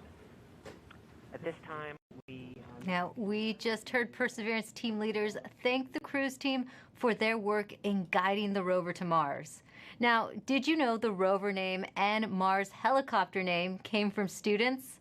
Well, a couple weeks ago, Marina was able to catch up with them. Thanks, Raquel. Earlier this year, NASA and our partners held a nationwide essay contest to name our Mars rover. Alex Mather, a 7th grader from Springfield, Virginia, submitted the winning essay that was selected by NASA from a field of more than 28,000 entries from K through 12 students in every state in the U.S. Vanessa Rupani's essay for Ingenuity was so compelling, NASA thought it would be a perfect name for the history-making helicopter, a technology demonstration carried aboard the Perseverance rover. Alex and Vanessa join us now. Welcome, you guys. Hello, space nerds. Hi. Now, you got to go to Florida and watch the launch live back in July. Alex, what were you feeling as you saw that rocket launch into the sky?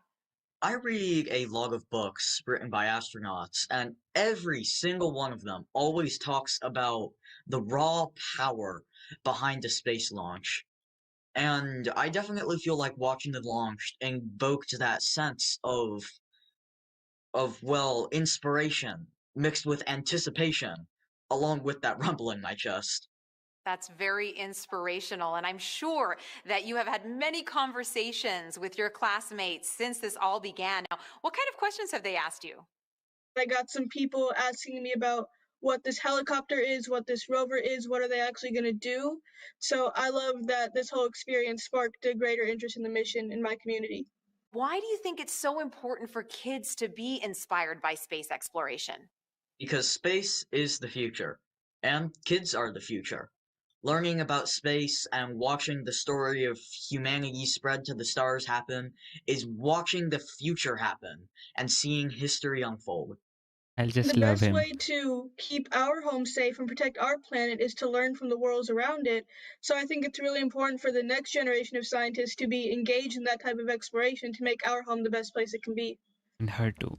Now, speaking of the future, what has your life been like since naming the rover and helicopter? Has it sparked any future aspirations for the two of you? Oh man, I am currently applying to a science and technology school for high school. I'm hoping for a NASA internship sometime along the way, with my ultimate goal being to join the incredible team of scientists and engineers who are about to make this happen.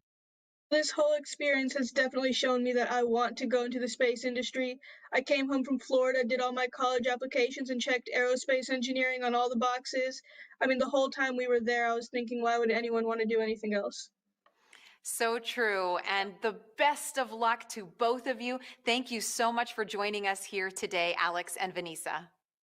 Thank you for having us. Thank you so much. I had a great time.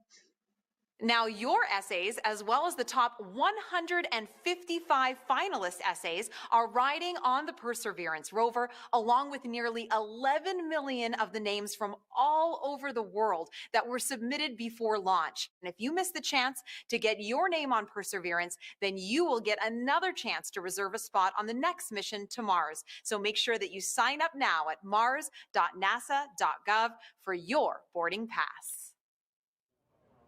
As virtual celebrations are happening all over the globe, let's take a look at some of your submissions on our social channels, showing us how you're celebrating the Perseverance landing. So guys, now you can actually ask some questions and I'll try to answer them. Rihan asked, does Titan Dragonfly drone work has started? Yep, it has started, and hopefully when this Ingenuity is, if this Ingenuity is successful, this will actually give them some amount of data on how to fly on another planet. So yep, it is in the making. And yep, we are right now just T minus 30 minutes until the launch, and I am really very much excited for until the touchdown, sorry, and I'm so much excited for this. I can just digest the fact that, yep, Perseverance has reached Mars and it is about to land on it. I mean, wow. And actually, the whole process will take around 16 minutes or so from the cruise stage separation to landing. But when it will actually enter the atmosphere, it will be for 6 to 7 minutes. Passionate about getting kids interested in science and space exploration. Why do you think kids are so excited about space? Well, I know the reason I'm excited about space, and I think it's the same reason that many others are excited about space, and it's that the people in the space industry work to answer two of the biggest questions that humans have ever asked. Are we alone in the universe, and where did we all come from? And by sending a rover to Mars, we are gaining evidence for the answers to these questions, more evidence than we ever had before, and I think that's so exciting. It is, and I know you get loads of interesting questions from kids. Have you gotten any about Mars specifically? Oh my gosh, yes. Everybody loves Mars. It's in movies and books and TV shows, and everybody loves Mars. So one of the things that I get asked a lot is that, it's called the red planet. Why is it red? Well, it's red because it's literally rusty. The top layer of soil on Mars has iron oxide in it, or rust, and rust has that brownish red color. So it's red because it's rusty. And also because it's red, they ask, is it red hot? Is it really hot on Mars? And well, no, actually, it's colder than the Earth. It's farther away from the sun. So as you would imagine, it's a little bit colder than the Earth. It also has a really thin atmosphere. So the heat that it does have, it has a hard time keeping in.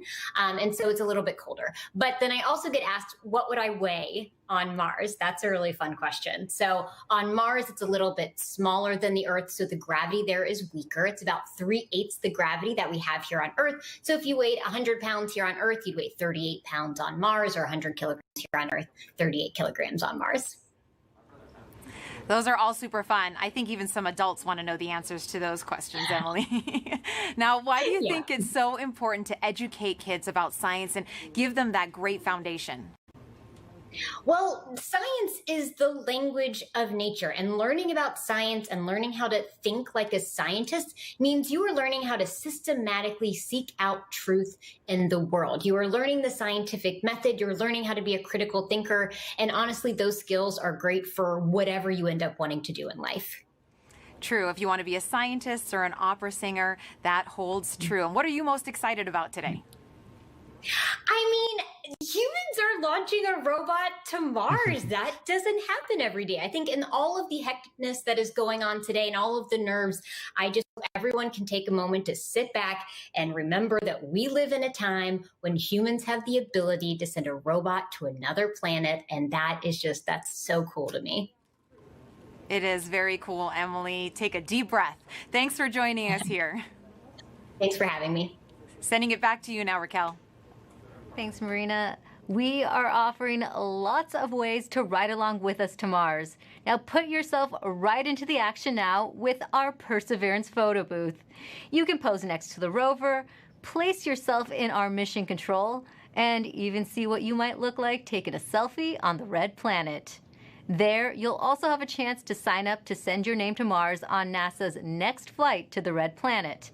It's all available at go.nasa.gov/Mars 2020 Toolkit. And joining us now is JPL Chief Engineer and landing veteran Rob Manning.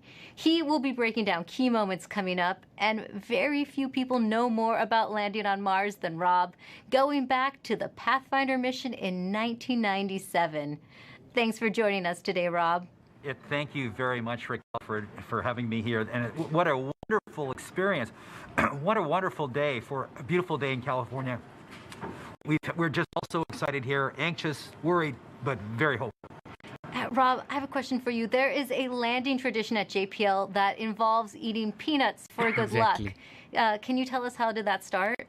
Yes, it started in the mid-1960s. What happened was we had a series of missions that had failures. The Ranger program in the early 1960s, one after another, failed. And what happened was one day, a fellow by the name of Dick Wallace on Ranger number 7, on the 7th attempt, decided to bring peanuts to the ops area just before the launch, and guess what? That mission worked. Now, we're not supposed to be too superstitious. We're engineers and scientists after all, but we love tradition. And ever since then, before launch and before critical events like entry, descent, landing, we have brought out peanuts and shared them with the team. And it's been really a wonderful little experience. And so this is something we will do. We're doing right now. And it's something that we just can't help ourselves. It's just part of the experience. Well, speaking of the experience, how did the Perseverance team keep the tradition alive this year? Well, this year we're passed out little packets of peanuts to the team, and they can sneak one peanut in their mouth as part of to keep the tradition alive. But you know, this is part of the COVID experience, but we can't leave this one undone. So this is what we're doing, and this is going to help us land safely. Space All right, nuts. thanks, Rob. I have Yes, some questions for you a that little is the later case. on, but we're heading back to Swati Mohan, who is part of the landing team. She'll be calling out key milestone and events as they happen from Mission Control. So let's listen in right now. 27 minutes left. So right now we're still about 20 minutes from entry, and the EL phase is giving a last-minute confirmation of what will be happening in the upcoming changes to the vehicle, just to remind the team. And this will allow us to steer our trajectory as we make our way through the atmosphere. This is one of the things that allowed MSL, the Curiosity rover, to land where it did. And we're depending on the same type of entry guidance this time around to help get us very close to our target. As we make our way through entry, finish our guided entry profile, we'll do a maneuver called heading alignment, where we point toward the target and get ready to deploy the parachute. But before we deploy the parachute, we need to get rid of a set of balanced masses that have been giving us a center of gravity, or CG offset, throughout the guided entry phase. So these are called the entry balance masses. We also call this maneuver SUFR, S-U-F-R, or straighten up and fly right. So we'll go ahead and eject those masses when we get a trigger from the GNC system telling us that we're at the appropriate range to the target to do so. As soon as we deploy those, we will no longer have a CG offset, and we'll be ready to deploy the parachute 17 seconds later.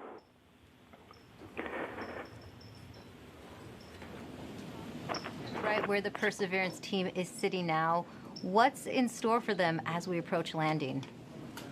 I'm going to hold here for EDL prep as we're about to start that anchor.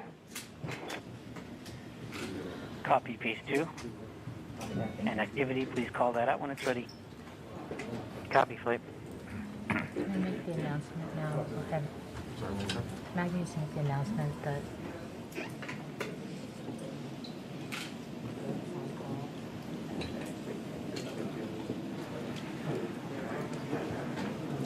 All right. Now, Rob, you've been right where the Perseverance team is sitting now. What's in store for them as we approach landing? Well, this is the nail-biting time.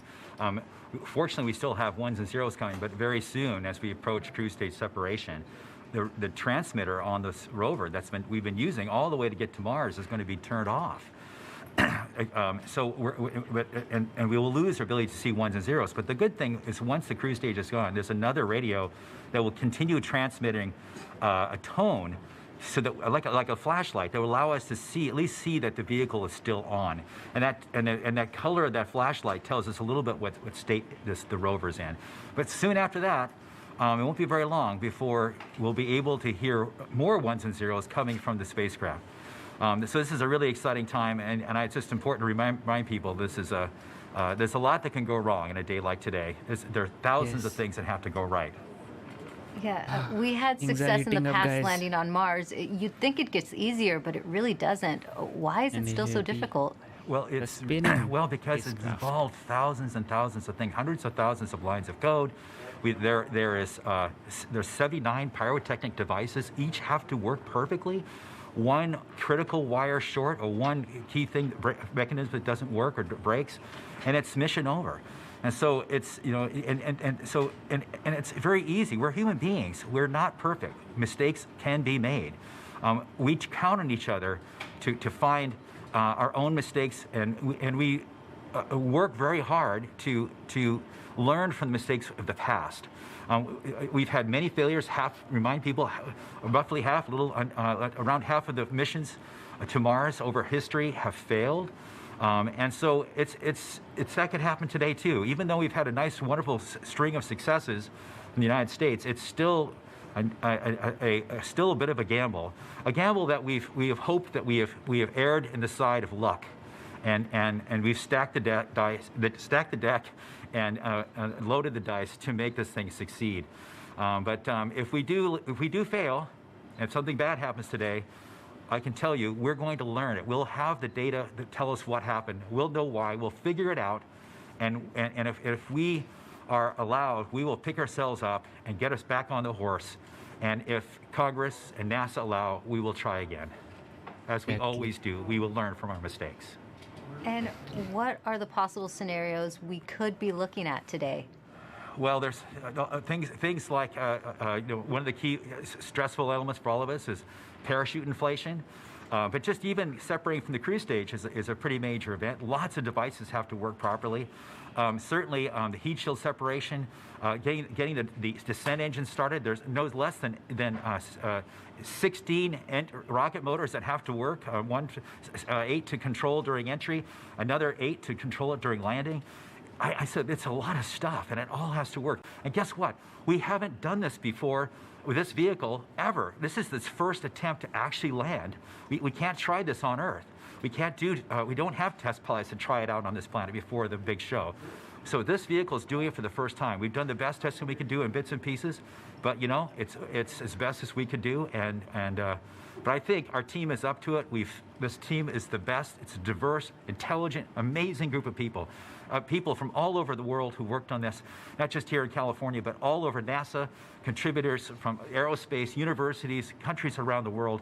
It is just an incredible, remarkable engineering achievement, and I am just so proud of this team. Thanks, Rob. Now, let's listen back into mission control. A very good message which he said, because... We're about 14 minutes from entry interface. The vehicle is currently preparing the heat rejection system that has kept the thermal system cool inside the air shell for about the last 6 months. This will allow the spacecraft to more easily cut the line in upcoming cruise stage separation, which is under 4 minutes now.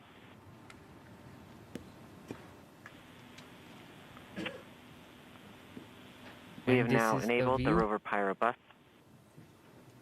Okay, it is happening, guys. That's the pyrotechnic system that's going to powering off the cruise stage devices. And these are the things in the cruise stage that we no longer need. With the pyrotechnic system working, we can explode the devices the necessary to vehicle separate. is preparing for the upcoming cruise stage separation in about 3 minutes 15 seconds by powering off all the devices on the cruise stage in order that they can be safe once the cruise stage is jettisoned. Yeah, this cruise stage has been very reliable. We are firing our first pyros to vent the HRS liquid and gas. This has been the coolant that's kept our vehicle from getting too hot on the way to Mars. We have to vent it into space. And so this is one of the first major events that take place as part of entry, descent, landing. The HRS vent anchor is complete. Yes. We will see the next anchor in approximately 3 minutes. Okay. We are currently 12.5 minutes from entry interface. We are coming upon cruise stage separation in 2 minutes and 20 seconds. What's happening now, Rob? Oh, man, we're just waiting. The Rover is completely in charge. It's doing all the things we've taught it how to do. It's all built into the software. We've tested it over and over and over again. This team has spent 24 hours a day, 7 days a week, testing this thing for years, and so this is really the culmination of all that work. So this vehicle is getting ready to push that cruise stage away. Once it gets pushed away, the entry system with the rover inside, with the rover still in charge, is going to get ready to take the vehicle, Guys, turn it just to the right sit orientation, back and relax. aim it to Mars, and not relaxing right and prepare for entering the atmosphere. We are just T-minus under 12 minutes until the entry starts. Be prepared for this event. We're about a minute and a half from cruise stage separation, about 11 minutes, 20 seconds from entry interface. Okay, so it's about 10 minutes from cruise stage separation till entering the top of the atmosphere. From then on and out, things happen fast. We're switching to MFSK tones. Telemetry will have stopped. Telecom is confirming that the spacecraft has switched to broadcasting tones. These tones are received directly from Perseverance, but have very limited information content. We won't receive real-time information until about 9-10 minutes from now, once the Mars Reconnaissance Orbiter starts relaying information from Perseverance. We are under a minute from cruise stage separation, about 10.5 minutes from entry interface. It's getting exciting. I have to admit, I am quite anxious. I'm but so very much hopeful exciting, and a fun fact that it has already entered in the atmosphere. That means that there's no more ones and zeros coming. It's just the vehicle telling us it's still alive. I'm so much excited right now, guys. This is happening finally, and in reality, it has entered the atmosphere. Perseverance, standing by for cruise stage separation.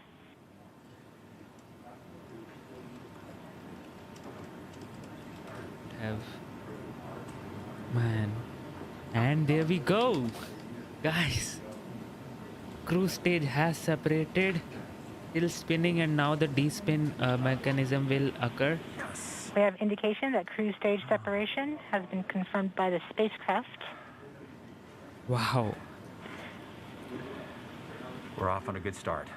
In about 1 minute, Fingers Perseverance's crossed, guys. landing software will wake up and begin the final preparations for entry. The first action it will do is to fire warm-up pulses with its entry thrusters. These pulses ensure that the spacecraft gets the thrust that it wants during entry interface. We're about 9 minutes from entry interface. Wow. Okay, so now the vehicle's on its own. It's turning itself into the direction of facing the heat shield toward Mars, and will eventually all the best to NASA. We're Best not of far luck. away. And this now is going to go very quickly from here on out. I'm so much excited right now. Can't tell you. Finally, it's happening. I have confirmation that we got shadowed by the cruise stage as it passed through our beam to the Earth. Telecom indicated actually that we could see a signal that the cruise stage went between the Perseverance entry capsule and Earth. So we saw a little blip, the data stream indicating the cruise stage separation. Okay, everything is good. Now the next. We have confirmation that the vehicle has started warming up those entry thrusters. Warm-up pulses have begun. Okay. So much excited right now. At this point, the spacecraft is trying to stop its spin from the cruise 2 revolutions per minute down to 0, and then will turn to its desired orientation from entry. It will separate the 2 balance masses that has kept it balanced during all of cruise. This will allow the entry capsule to have lift when it enters the atmosphere. We have confirmation that the spacecraft has turned to the desired entry attitude. We're about 7.5 minutes from entry interface. Okay, the vehicle is pointed in the right direction. The thrusters are warmed up and doing their job. Balance mass has and been ejected. We've spun down from the 2 revolutions per minute that the vehicle had the whole way to Mars. It was a spin-stabilized spacecraft. And then from here on out, it's going to just be a bullet, and it's going to control its orientation and attitude via rockets on the back of that back shell. Points carrier lock. Sorry, the DTE from Radio Science from Green Bank reports carrier lock. You see the carrier on the downlink. Feels good right now. Everything is looking good. We are continuing to wait for entry interface. We're about 6 minutes and 45 seconds from entry interface. We have confirmation from Greenback that they are receiving direct-to-Earth telemetry via that path. This is good. Spacecraft Perseverance is currently transmitting heartbeat tones. These tones indicate that Perseverance is operating normally and has nothing significant to report. Okay. This is as expected. We're currently just over 6 minutes from entry interface. Balance mass has been ejected to offset the center of gravity. And now we wait. And we wait to see this thing land. I'm so much excited. I'm sweating right now. As soon as we get to the top of the atmosphere, it will be very quickly, which is the entry point. It won't be very long before the atmosphere will start getting thicker and thicker. It's going very quickly at a fairly steep angle of 15 degrees into the atmosphere. And as it starts to slow down... We're just under, we're about 5.5 minutes from entry interface. We're still receiving heartbeat tones. We expect to continue receiving heartbeat tones until about 5 minutes after entry. At that time, Perseverance will be no longer in view of our antennas here on Earth. About 90 seconds prior to entry, the Mars Reconnaissance Orbiter should begin receiving telemetry from Perseverance and streaming it to Earth in near real time. There are a few expected short outages, such as when we have a plasma blackout or when we enter the peak heating phase. Aside from these outages caused by the plasma blackout, antenna switching, or high dynamic events, spacecraft events, we should have telemetry until about 90 seconds after landing. A plasma blackout is when the signal from Perseverance isn't strong enough to make it through the superheated, super fast air flowing around the spacecraft all the way down to Earth. Once the temperature drops below that peak heating, we do reacquire the signal from Perseverance. Okay. We are currently about 4.5 minutes from entry interface. Perseverance continues to report heartbeat tones, indicating everything is nominal. And once we get the real-time data... What we're looking for now is Mars Reconnaissance Orbiter should be in view soon of our vehicle and be able to listen to ones and zeros coming from a separate radio that's really designed to talk between spacecraft. MRO reports the electro radio is powered on, ready to receive signals from the lander. Okay. MRO is ready and able and waiting to hear from our rover. Mars Reconnaissance Orbiter has reported that it's ready to receive the signals from Perseverance. It should be in a few minutes here. We're just Flight Local 1 from entry interface.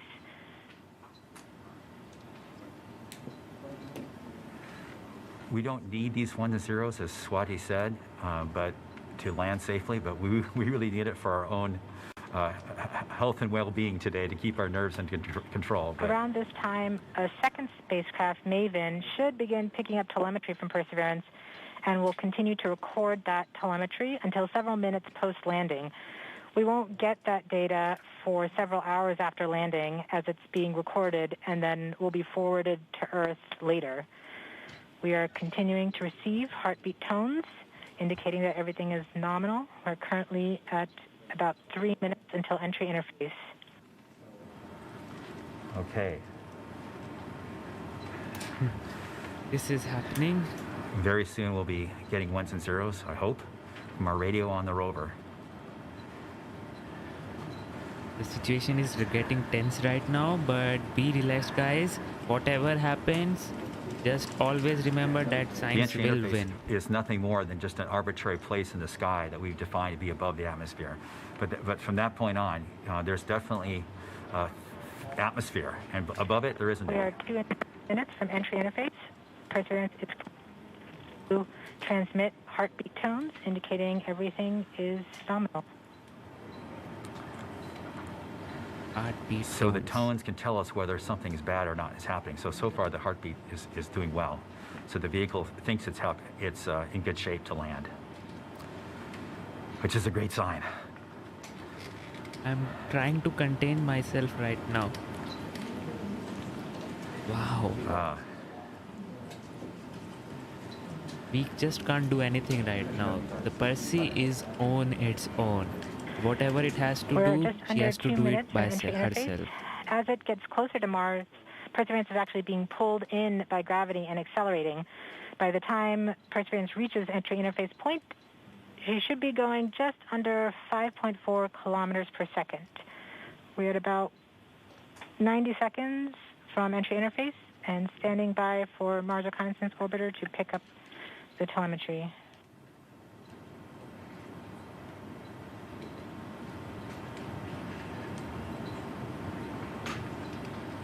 Fingers crossed.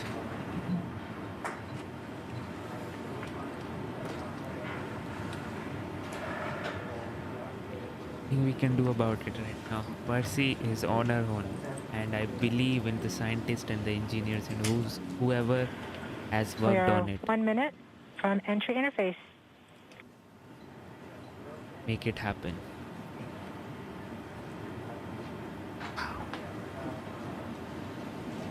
And E minus 1 minute, and here we go, guys. This is the moment of truth. This is the moment we were waiting for right now. in receive mode. And we have confirmation that the Mars Reconnaissance Orbiter is now relaying data from Perseverance. We're about 30 seconds from entry interface. Perseverance is going about 5.2 kilometers per second and is about 190 kilometers altitude above the surface of Mars. Confirm UHF data flow. And here we go. We have the real-time data flow, guys. About seconds from entry interface. 5.3 kilometers per second and an altitude of about 150 kilometers from the surface of Mars. And here we are in the atmosphere. Wow. It's happening. Percy can see her destination, the Jezero crater. And it is happening. We have confirmation of entry interface. Perseverance is currently going 5.3 kilometers per second at an altitude of about 120 kilometers from the surface of Mars.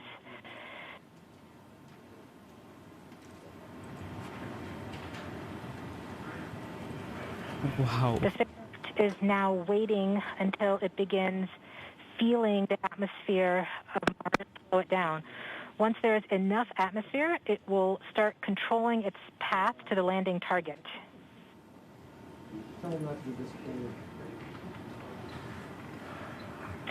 Navigation is also confirming that we can see a little bit of that slowdown of the atmosphere on the Perseverance entry capsule. Our current velocity is about 5.36 kilometers per second and an altitude of about 67 kilometers from the surface. We are probably seeing MRO plasma blackout at this point. Exactly. So it's totally nominal. That happens when the plasma is very hard. So it is happening, guys. We are getting the data. The vehicle should be doing its turns right now. MRO has lost lock. It's okay if we lose the communication right now. We have Percy is fully indications that autonomous. Perseverance is now performing bank reversals in the atmosphere. These are the steps in order to control its distance to the landing target. Perseverance has just passed through the point of maximum deceleration and has indicated that it felt approximately 10 Earth Gs of deceleration. Wow. MRO has lock again. Yes. Yes. Yes. Yes. Yes. We saw a small outage of the UHF telemetry from Mars Reconnaissance Orbiter during that peak heating phase, likely caused by the plasma blackout. Perseverance is still continuing to perform bank reversals in the atmosphere to control its distance to the landing target. Entry guidance has started, guys. Right now it is moving and controlling the lift so as to move closer to its landing target. Perseverance is going about 1 kilometers per second at an altitude of about 16 kilometers from the surface of Mars. We have entered heading alignment which means Perseverance is no longer trying to control the distance to Mars, to the target on Mars, but instead is flying straight to the target. Okay. So everything has been done, and I think we have a communication blackout here again. But it's okay. It's fine to have some communication loss. We need to be listening to the heartbeat tones though. And hey, we got some data. I think so. We are heading to the Jezero crater. Our current velocity is about 550 Yep, it is happening. meters per second at an altitude of about 15 kilometers from the surface. I should have had the KSP, but it's okay. MRO's reporting good telemetry log. We are coming upon the straighten up. We are starting the straighten up and fly right maneuver, where the spacecraft will jettison the entry balance masses in preparation for parachute deploy and to roll over to give the radar a better look at the ground. Yes, yes, yes. The navigation has confirmed that the parachute has deployed, and we are seeing significant deceleration in the velocity. Our current velocity is 440 meters per second at an altitude of about 12 kilometers from the surface of Mars. It is happening, guys. Parachutes have been deployed. Here you go. Wow. Perseverance is now slowed to subsonic speeds, and the heat shield has been separated. This allows both the radar and the cameras to get their first look at the surface. Current velocity is 145 meters per second at an altitude of about 9.5 kilometers above the surface. Which means the parachute worked perfectly fine. We just now need to see if sky cranes and TRN system works. Fingers crossed, guys. Wow.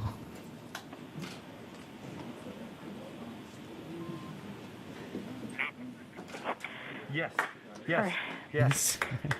Perseverance now has radar lock on the ground. Current velocity is about 100 meters per second, 6.6 kilometers above the surface of Mars. Heat shield has separated successfully. Radar is working right now. Perseverance is continuing to descend on the parachute. We are coming up on the initialization of terrain relative navigation and subsequently the priming of the landing engines. Our current velocity is about 90 meters per second at an altitude of 4.2 kilometers. I think so. Sky cranes. We have confirmation that the lander vision system has produced a valid solution and part of terrain relative navigation. Wow. Wow. We have priming of the landing engines.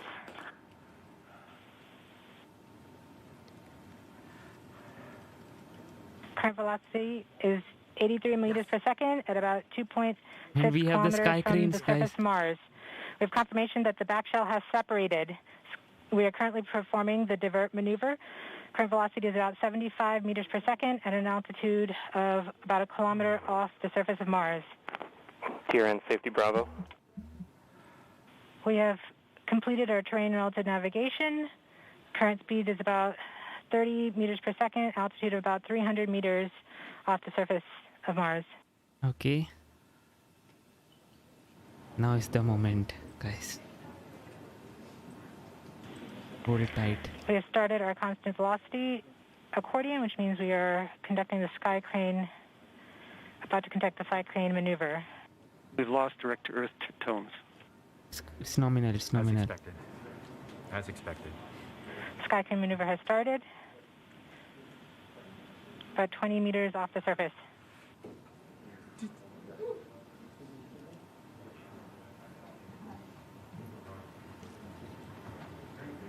We're getting signals from MRO. UHF is good. Touchdown confirmed. Perseverance safely on the surface of Mars, ready to begin seeking the sands of past life. Wow. Yes. Touchdown confirmed. Wow. At this point, the descent stage has flown away to safe distance. Perseverance is continuing to transmit direct through Mars Reconnaissance Orbiter to Earth. Oh wow. You see the excitement. Oh my God. Oh. Oh. More reports, they're still getting telemetry from the lander. All right, all stations. We got it. Touchdown confirmed. We're going to wait for the images. Wow. This is so exciting. The team is beside themselves. It's so surreal. Stay tuned. We might get some pictures. That'd be great.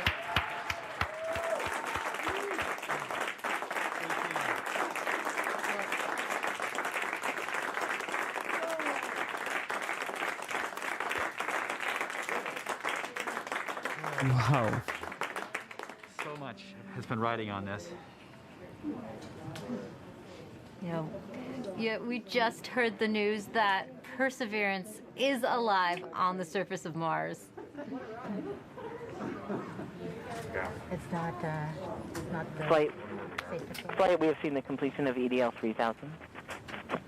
Copy activity. That is as expected.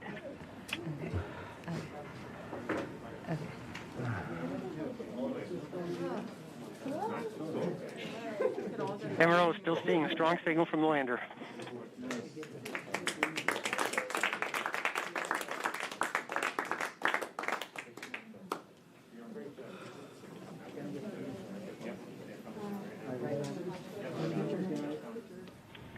We have just heard the news that Perseverance is alive on the surface of Mars. Congratulations to the mission. And looks like we have some more news in. It looks like we're getting the first image. Oh wow! We got the image, guys. If you can see it. This is OL3. I have the target point on the map when you are ready. We are ready, OL3. Go for it. Wow.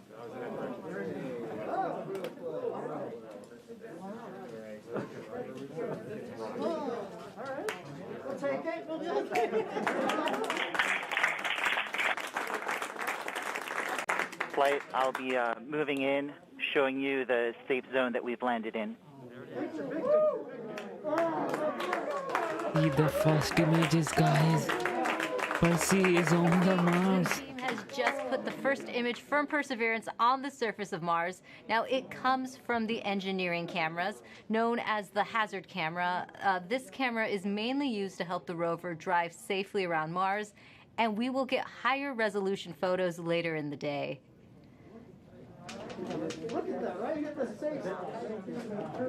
Right in the safe zone. They actually nailed it, guys. Percy nailed it this time.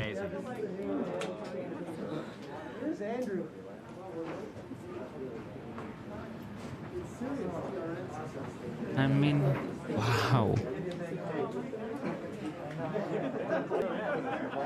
For Steve. Stand by for Steve.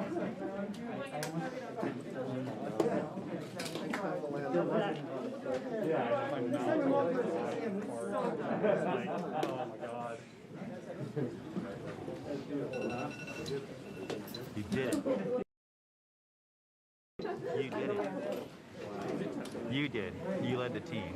You made it happen, man. Congratulations,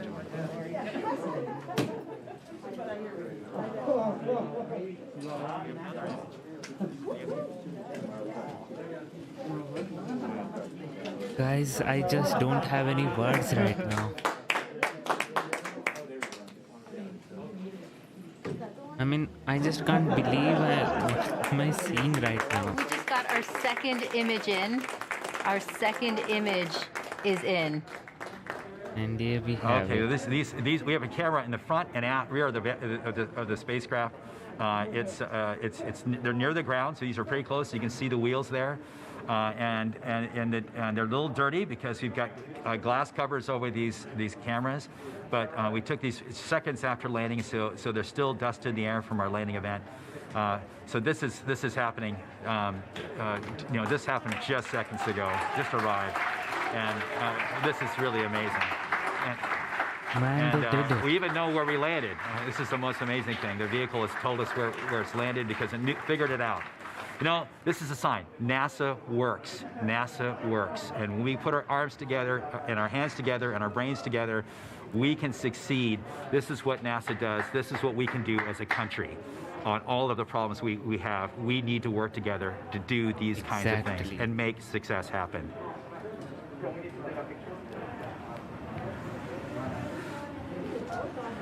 This is what we can achieve if we work together and collectively. Joining us now is the acting administrator of NASA, Steve Jurisic. Steve, welcome and congratulations. Hey, thank you. What an amazing day. And how does it feel to have another rover on Mars? It's amazing to have Perseverance join Curiosity on Mars, and just a credit to the team. I mean, just what an amazing team to work through all the adversity that goes and all the challenges that go with landing a rover on Mars, plus the challenges of COVID, and just an amazing accomplishment. And what does this mean for NASA and its future plans?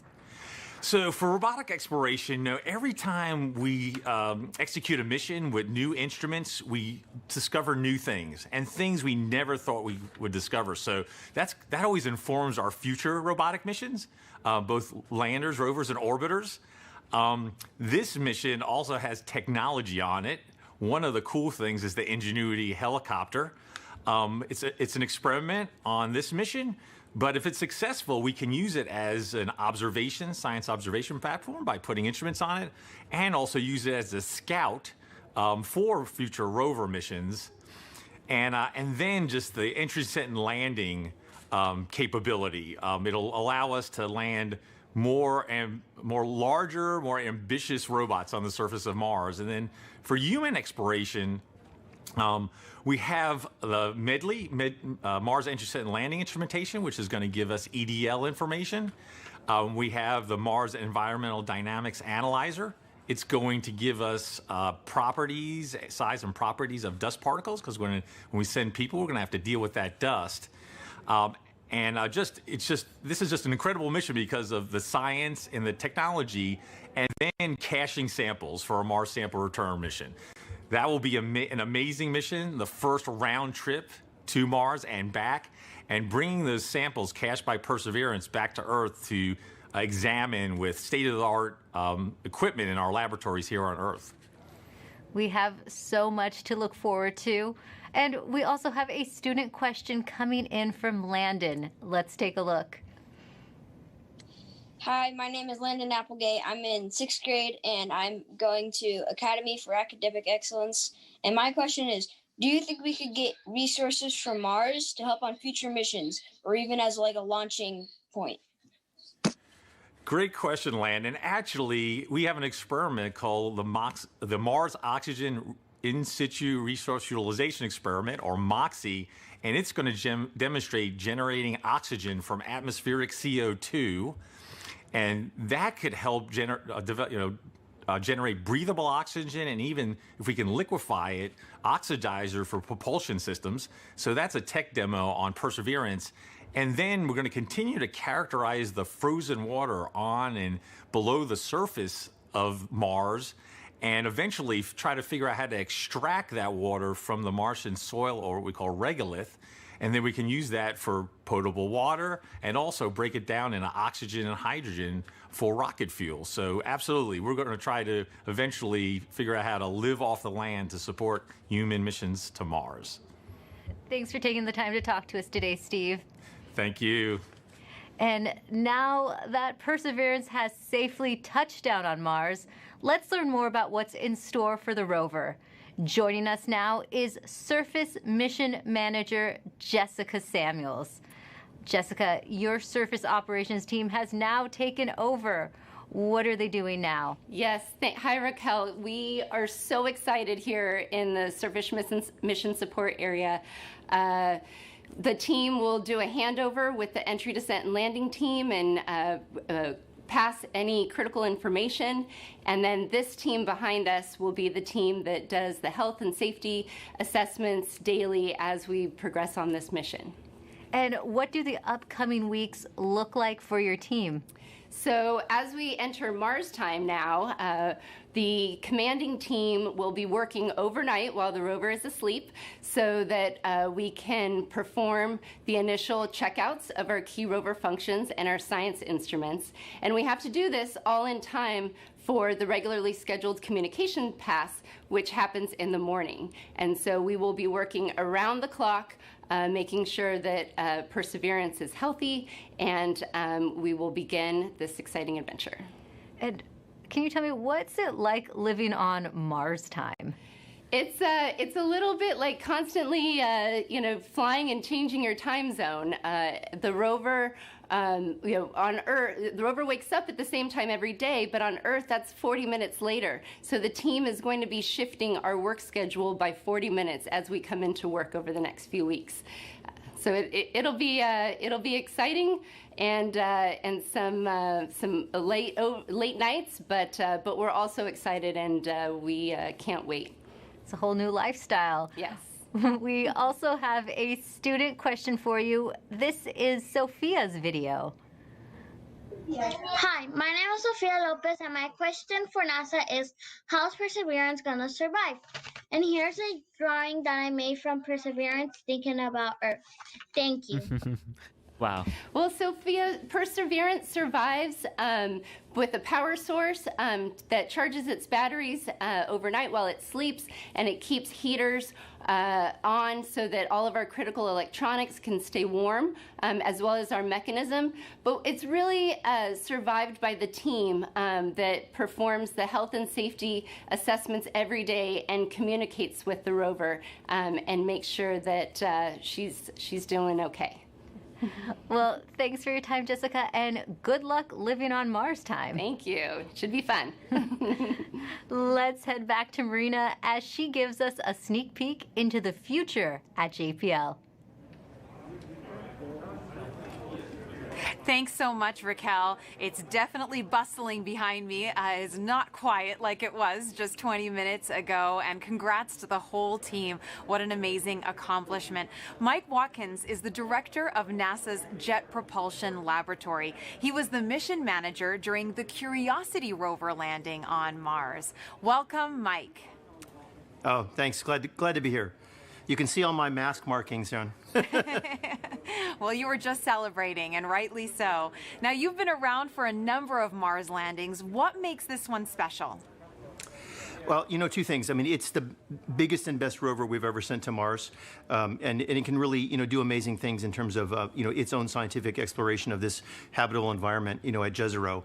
But, it's also, as you've heard today, it's the first step in Mars sample return. So really, it's not only doing its own mission, it's setting us up for a series of missions and to bring those samples back. And, a lot of the effort to develop the rover was specifically designed, for that sampling and caching system. It's one of the most complex robotic systems ever made. And having it down safely means Mars sample return continues right on course, and we are moving forward. Wonderful. Now, JPL has a long history with robotic space exploration. Why do you think it's so important to continue to push those boundaries? There's a lot of reasons. I mean, obviously, for places that are far away, like Mars, and even farther away, like Europa, right now, robotic exploration is the only way we can make those scientific discoveries and really understand these early habitable environments. In the case of Europa, maybe it's even still habitable. And, we're not ready to go there with astronauts yet, but the robots are ready to go there. And so we always, are forerunners and pathfinders of human exploration. And we start by sending, our eyes and arms there in the form of a robot. And it is just fantastic to be able to do that and to learn from each rover, learn from the science and the engineering, and make the next one better and make more and more discoveries. And every time we do one of these missions, we make fabulous discoveries. And each one is more exciting than the last. The future does look exciting. Talking about the helicopter Weber, it will take some time for that to come out.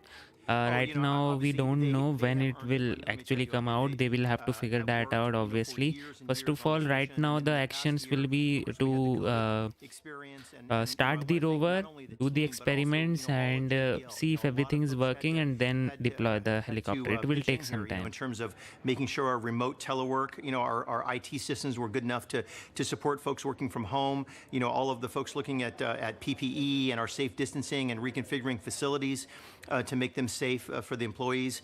It's just an incredible amount of work by the entire lab, and of course, especially by this team. And and in one sense, the 7 minutes of terror are very exciting.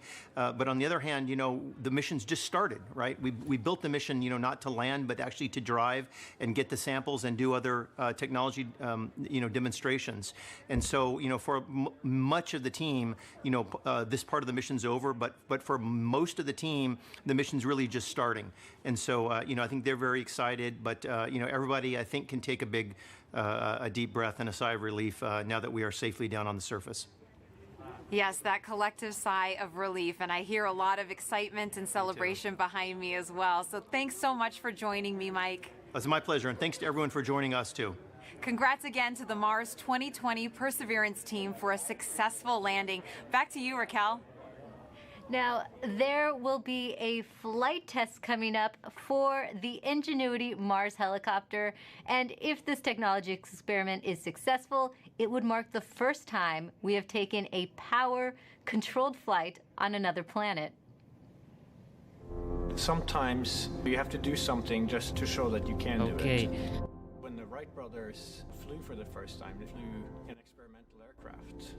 And in the same way, the Mars helicopter is designed to show that we can fly powered helicopter flight in the Martian atmosphere.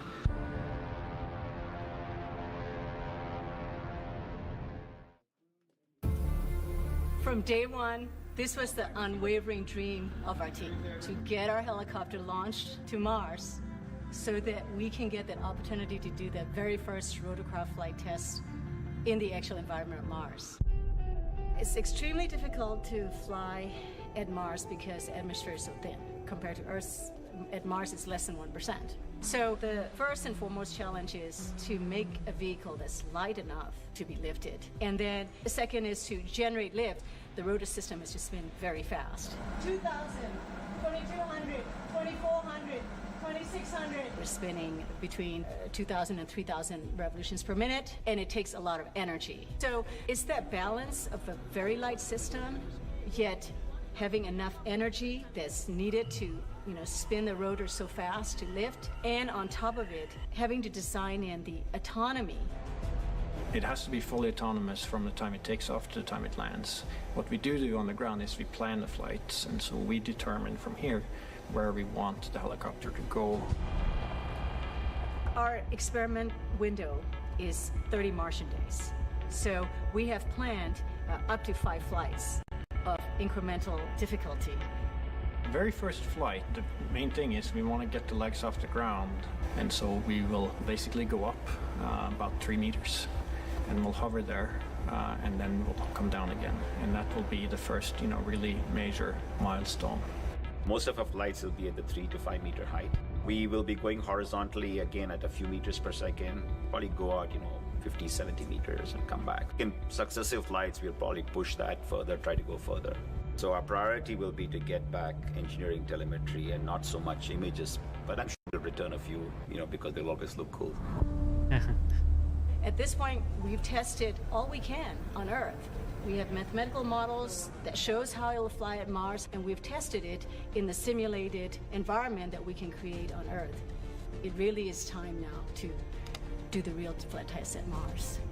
Nothing is a given, but we have done everything we can in terms of a test program here on Earth. The vehicle's performing extremely well so far. It's been doing exactly the right thing, even right now when it's bolted onto the Perseverance rover. So there's a very good chance that we'll pull it off, yes. But it's still high risk, and none of us forget that you could have a glitch that, could mean end of mission, yes. It's going to be exciting, reacting to any surprises we have. We can't wait. What's really most important is everything we're learning here is for the future rotorcraft systems that we want to introduce into space exploration.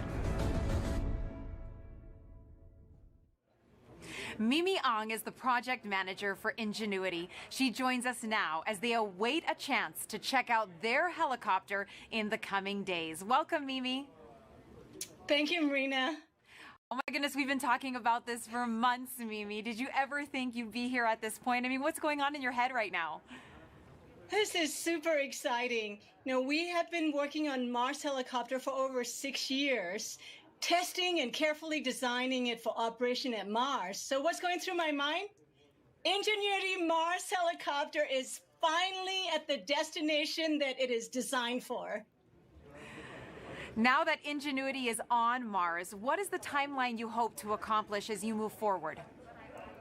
We have a series of major milestones between now and Ingenuity's first flight. So tomorrow we'll turn on the helicopter and its base station to confirm health after experiencing the dynamics through the EDL just now. And the next major milestone will be when the rover deploys the helicopter to the surface. And that marks the first moment that Ingenuity operates on its own in a standalone manner. And surviving that first cold, frigid night of Mars will be a major milestone. We'll execute a series of checkouts, and then we will perform that very important first flight. And if the first flight is successful, we have up to 4 more flights in the 30 Martian days that we have set aside for our flight experiments. And that's when you finally can breathe, right, Mimi? Yes. Now, why is it so important to have that aerial dimension to space exploration? A helicopter flying far ahead of rovers and astronauts in the future can provide high-definition reconnaissance information for the rovers and the astronauts before they take the long journeys. And as importantly, being able to fly will enable us to get to places that we cannot get to with rovers and astronauts, like sites of steep cliffs, deep inside crevices, areas of high scientific interest. It will be game-changing. Game-changing is right, and we've talked about this a lot. You've mentioned the risk is huge, Mimi, but the reward is high. What will be your greatest reward? Our team started with the question of whether a helicopter can fly at Mars, given the extremely thin environment. And we systematically demonstrated a series of technical steps. We demonstrated lift first, and then we demonstrated lift and the first ever powered control rotorcraft flight in simulated Mars atmospheric density. And then we went on to build the full-up helicopter that can not only fly, but operate and survive autonomously at Mars, all under 1.8 kilograms, about 4 pounds. And each of these major milestones have been a first. And the success at each of these has been so rewarding. And along the ways, the rewards just kept coming. And I have to tell you, at this moment, it's going up exponentially. So after all these tests, analysis, simulations, and more tests on Earth, our team now gets a chance to test, prove, and learn how it works in the actual environment of Mars. Our team can't ask for a bigger reward than that. Oh, Mimi, I'm so happy for you and your team. And now we're going to take a question from social media. So guys, yep, now is the thing. And yep, finally it happened, guys. We actually saw the Percy has landed on the surface of Mars. And I'm so much excited. I was so excited. And finally, I'm like, can breathe calmly and peacefully that, yep, the mission is successful. But yet, there are so many things to do now also. But yes, overall, the main and the most critical part of and the most dangerous part of the mission has been done successfully. And I'm so much happy that NASA is able to do this 2 times in a row without any failure, and that too attempting on the first go. So I mean, first of all, you must be wondering, right, why even use sky cranes? Simple just rocket that we just build in KSP with the rockets, with the lander and the rover on it, right? Simple. Why can't we just go with that? And the answer is that the rover of this size can't be put on a lander. because it will actually that four-legged or six-legged lander can't accommodate such a big rover. It will tumble and won't be stable, and it will actually require a flat table kind of a surface to actually land and then deploy the rover. So yep, that's the case. And NASA's fifth rover is on the red planet. You can still hear them buzzing in the back right now. And to get the latest updates on Perseverance as it explores Mars, follow at NASA Persevere on Facebook and Twitter. I'd like to thank everyone watching for joining us today. And to the students and teachers tuning in, we hope you learned a lot from today's landing, and thank you for all your questions. We have a news briefing coming up at 2:30 p.m. Pacific Time. That briefing will wrap up the day and include reactions from Perseverance team members. We'll leave you now with some of the landing celebration photos you've shared with us, set to Youngblood's cover of David Bowie's Life on Mars. I'm Raquel Villanueva. Thanks for watching. Wow. Now this was some extraordinary thing which we actually witnessed right now, and I'm so much happy that we did. I mean, wow. The team here, which you can see, these many people were involved in this mission, and they will be so much happy right now that the mission is successful. Finally, the mission is successful.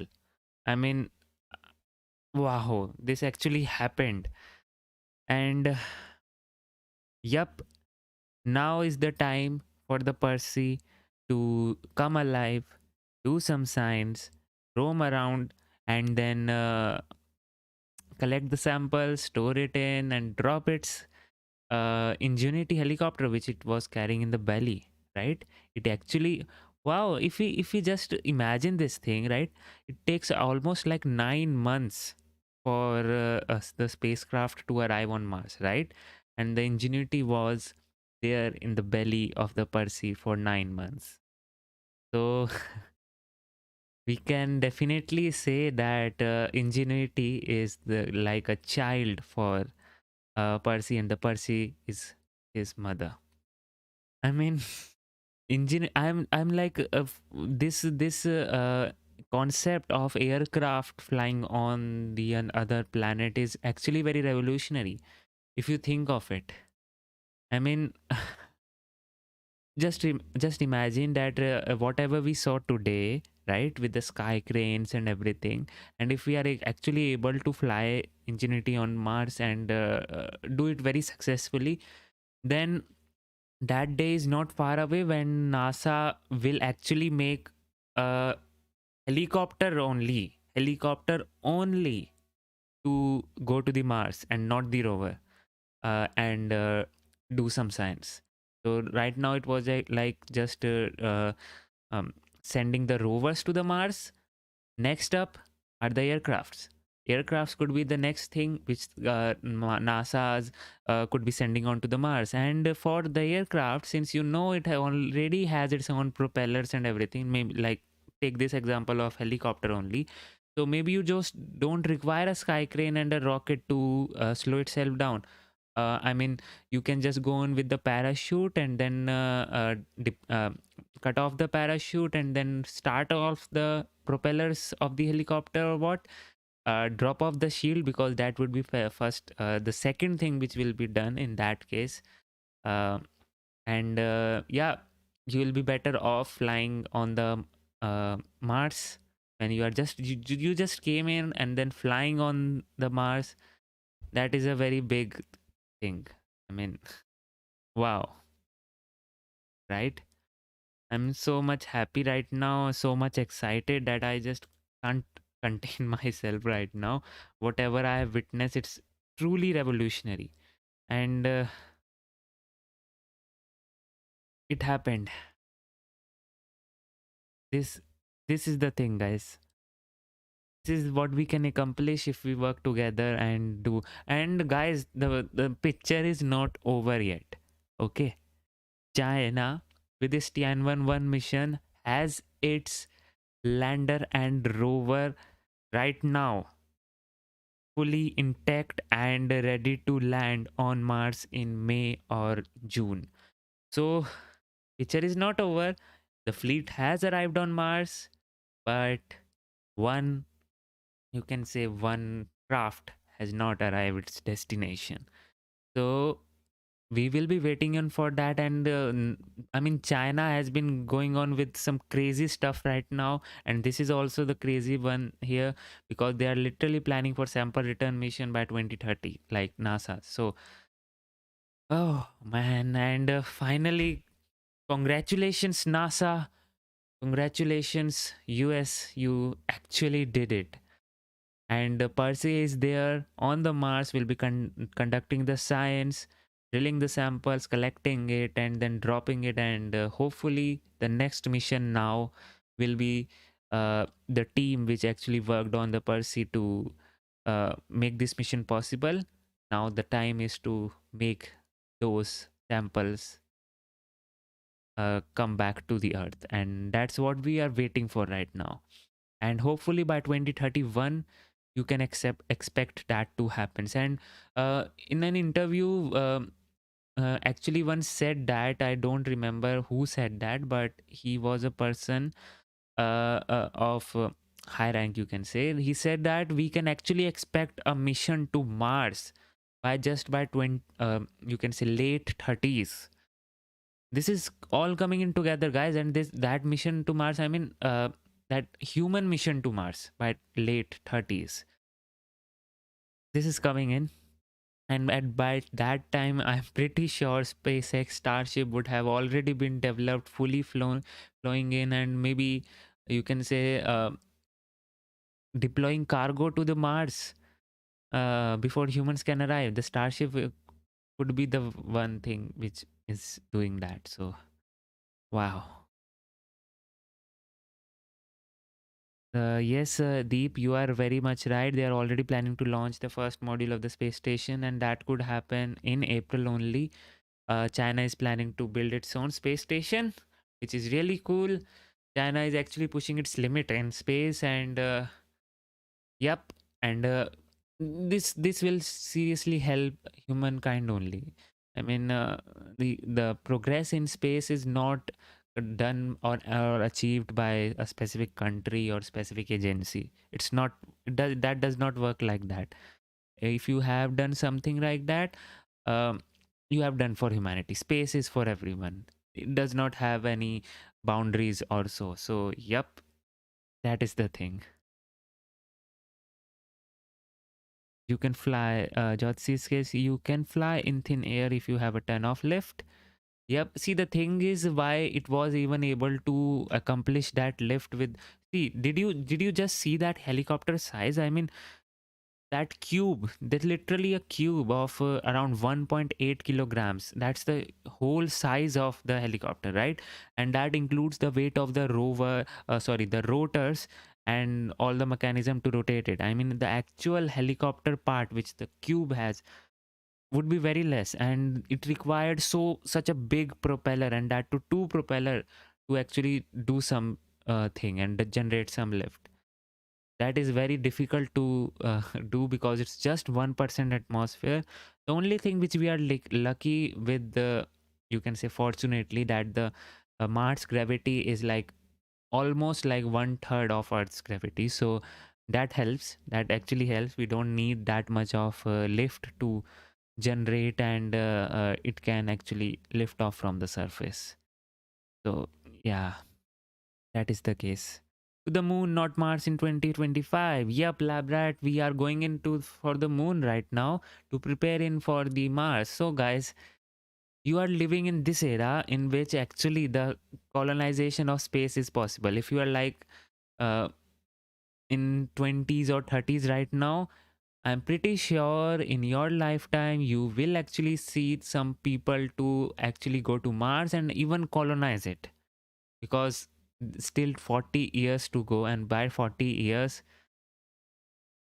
many things can change, and space is the next frontier which we have to accomplish. We have done everything which we could do on Earth. I mean, not everything, there is not a limit on to what we can do, but yeah, we are coming into a point of saturation. So we need to explore and go in for some more and find out what's out there, right? And Mars is the one which can give us answers. And um, just like Mars, there's another place which I am really very excited for, is the Titan, the Jupiter's moons. I must say that Titan, Europa, and Io too. I mean, those planets or those moons have a very interesting characteristic, and we actually don't have we haven't got gone we haven't have many missions to those places. And I would be very much interested, like if we have I mean uh, if we are able to colonize Mars, and I mean if we are able to send humans to Mars, our next frontier will be Titans, and means the moons of Jupiter, and send the robotic missions to those planets, and pushing our boundaries further and further and further, maybe one day to Pluto also. Although yeah, would be very difficult to keep us warm, but colonize the solar system, if you know what I'm saying. And if you have watched the series Expanse, you know what can happen, right? When will we get the landing footage? Martin does ask. Maybe by the post landing conference which they are having, maybe at that time only we can expect some landing footage.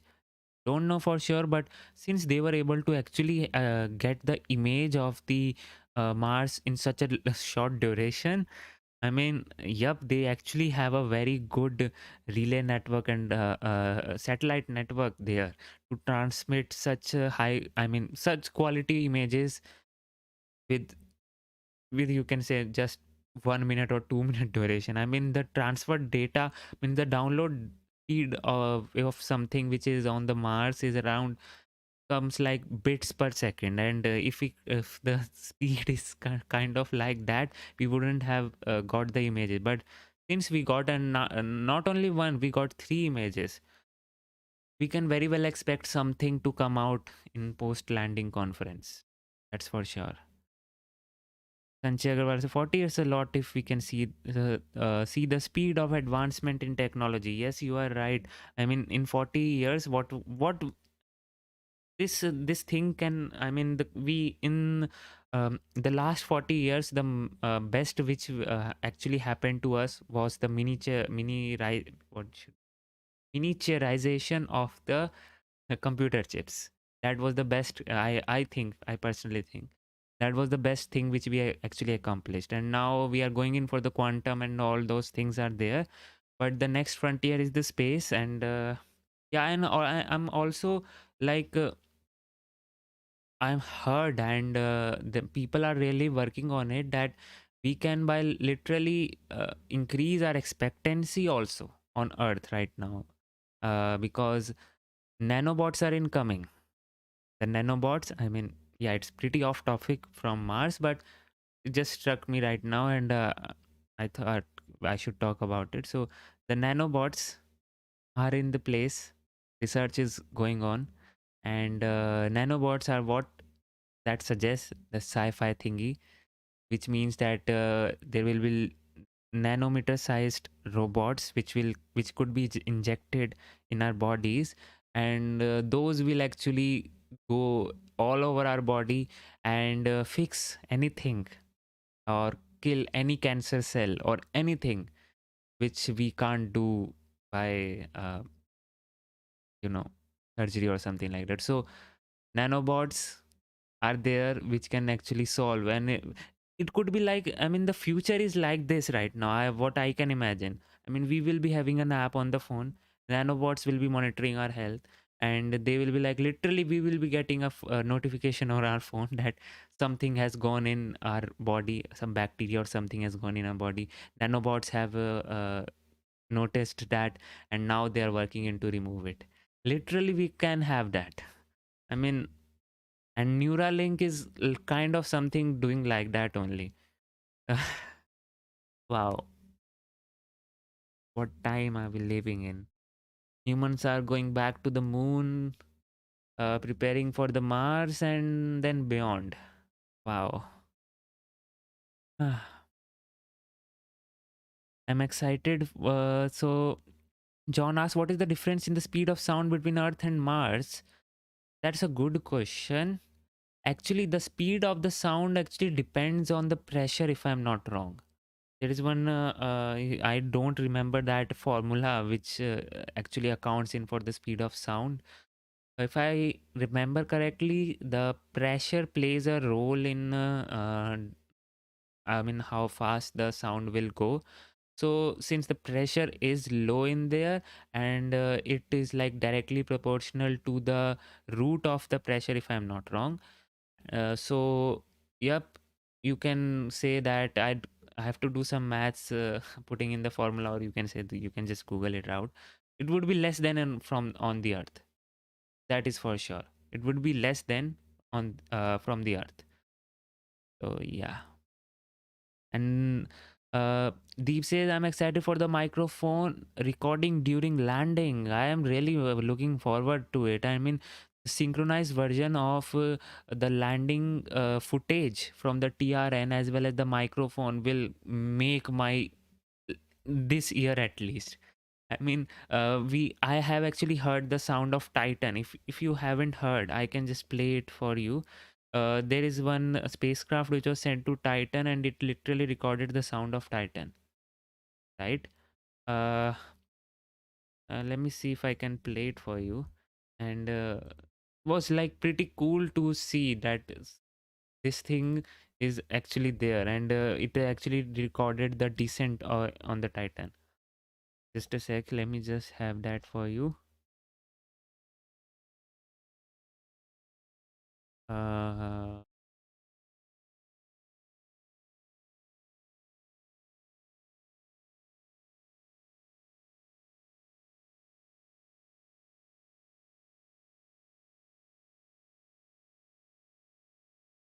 so here we have the sounds of Titan. Um, this collected by ESAs. So this is the file one, acoustic during descent.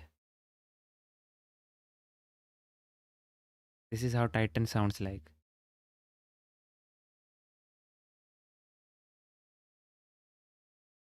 Oops.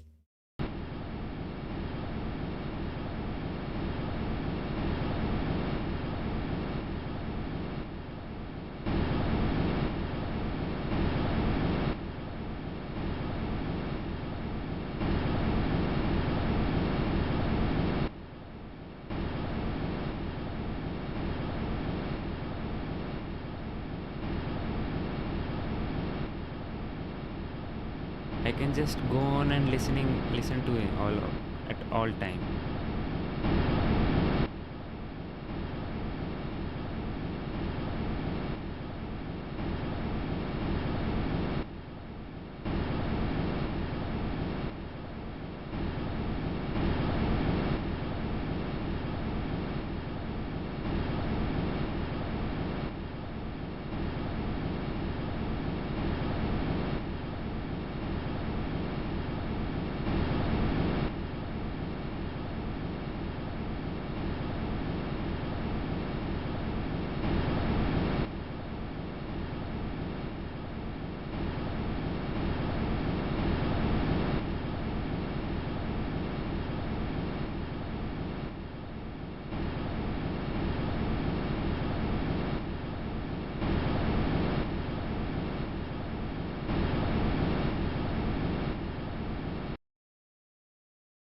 Wow.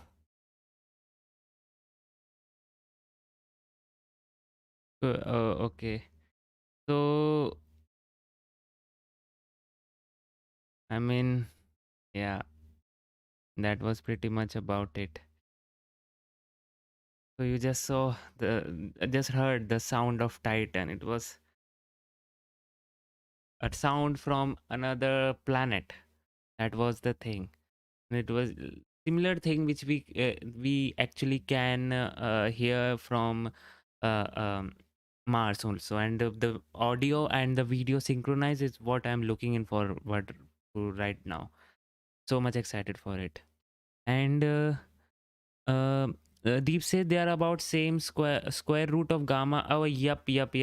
I remember the formula now. It depends on the temperature. Thank you so much, Deep, for correcting that. I actually learned it in the high school times, and I just forgot the relationship. But yeah, here you go. It depends on the temperature. But since you know in Mars the temperature is pretty low, we don't have a temperature which we have in here on Earth. It's in minus 20 degrees. And Labrat literally mentioned one a bit right now only. What's the temperature of the Mars? Someone mentioned it. I just don't remember. Yeah, Labrat mentioned minus 85 degree Fahrenheit, and it's daytime right now. So yep, the speed of sound is less than what we have in Earth. Uh, they discarded the perfect flyer, the rover dropping craft, because they have to. Jotsky, they don't have any other thing which they can do with the sky crane. Maybe what they could do was maybe devise it as a lander and maybe land it somewhere. But that wouldn't be like of much use, because otherwise it will just take on and add some more complexity. It's just fuel tank and rocket engines, that's it. And in space, if you don't need something, you discard it. But you have to remember that the things are very costly, and if you are discarding something, that has to have a pretty good reason of discarding it, so they must be having something. So yeah, and also they don't want any hazardous like fuel kind of a thing to remain in close contact with the rover, so as to, because fuels can tend to explode, right, if something goes wrong. So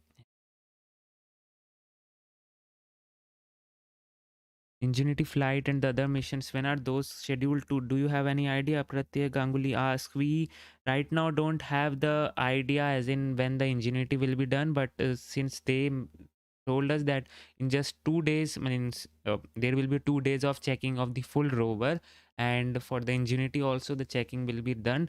But when will it be deployed, when it will actually take flight, we don't know right now. It will take some time, because first of all the checks will happen, and then a rover, all instruments are working perfectly, and maybe before just dropping Ingenuity, the rover will do some science or something like that. So we never know.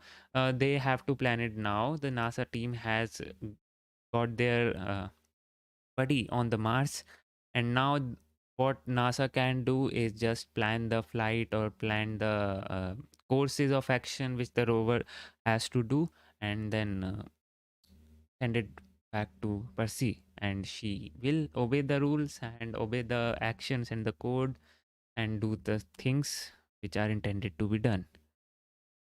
Gaganyaan launch, Sanjay Agarwal, we can expect that to happen in this year, December only, and I'm so much excited for that too. That is also a very pretty much a big significant you can say milestone for ISRO.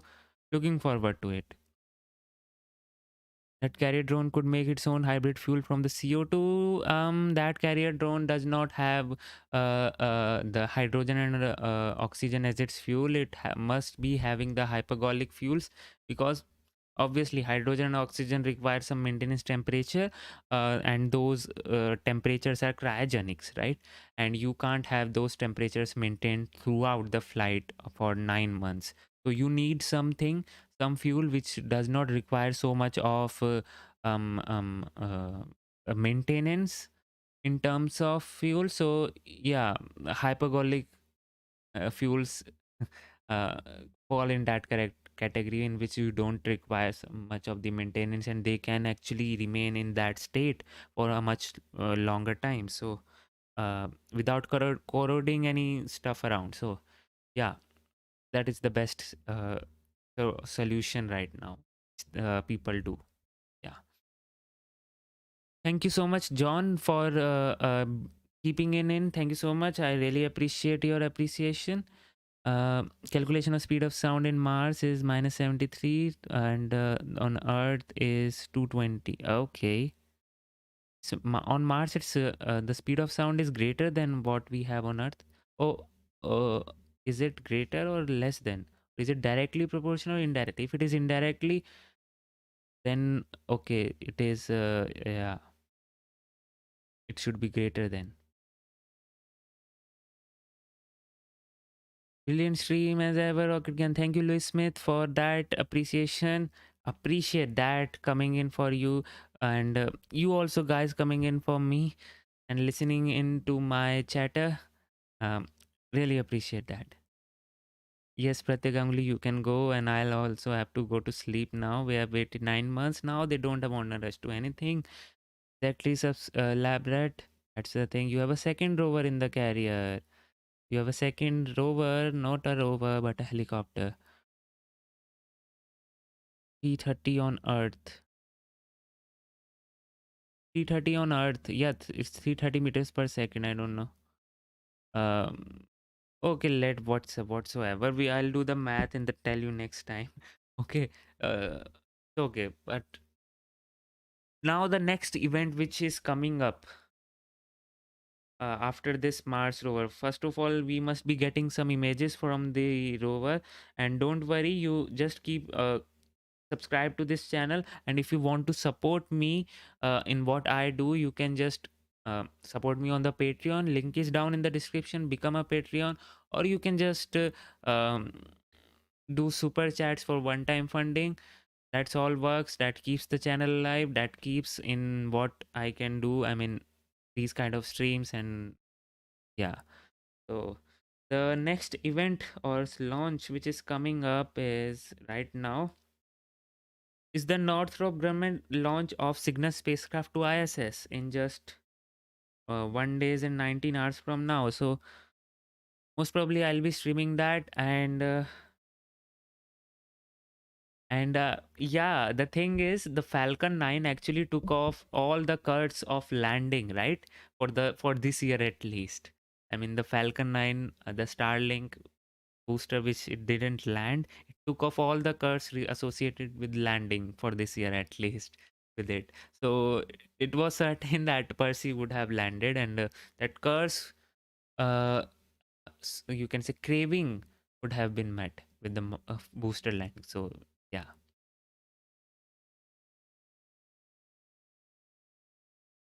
What is the landing accuracy for this landing, Krishna? The thing is, we got to know something about it, but we actually didn't see where it actually landed right now. But people in the mission control were happy wherever it landed. So you can say it's in the bullseye. Thanks, mate. Watching launches landing is fun in this way. Thanks, Deep. Okay, I think I can just also now go and sleep, and if you have questions, you can ask me and I'll answer them. I can talk on space for like hours and hours and hours, and I'll won't be um tired of it. But if you have some questions, you can certainly ask me. Otherwise, we can just go, and I have some sleep if you are living in that time zone, because here we do need some sleep. So I don't think so. We have some questions, so I think we can end the stream now, right? So in conclusion, I would like to say it was nail biting. I won't say just 7 minutes. The sweaty, or some you can say the goosebumps arrived at E minus 20 minutes, 15 minutes from the touchdown. So yep, that time was there, and it was a nail biting entry. The Percy actually arrived at the atmosphere, and directly into the atmosphere without any retro braking. The braking was done by aero brakes. That's what we call aero braking, means the atmosphere. Braking was done by atmosphere, known as aero braking. And finally, the heat shield reached the temperature of around 1300 degrees Celsius. That is so high, right? 1300 degrees Celsius. And if the atmosphere is thin, right, then the heating effect is more. because the you can actually go on into the atmosphere at a much higher speed. So there is some kind of a sweet spot in which if you are in here, so you will experience a higher temperature. Density does play a role. Higher density could also mean that you can have some higher temperatures, but there is some sweet spot. I must say. And for Mars, I'm think so. Yup. The at 1300 degrees Celsius was higher than what we have on Earth. So yup, that is the thing. 25 meters from the expected landing site.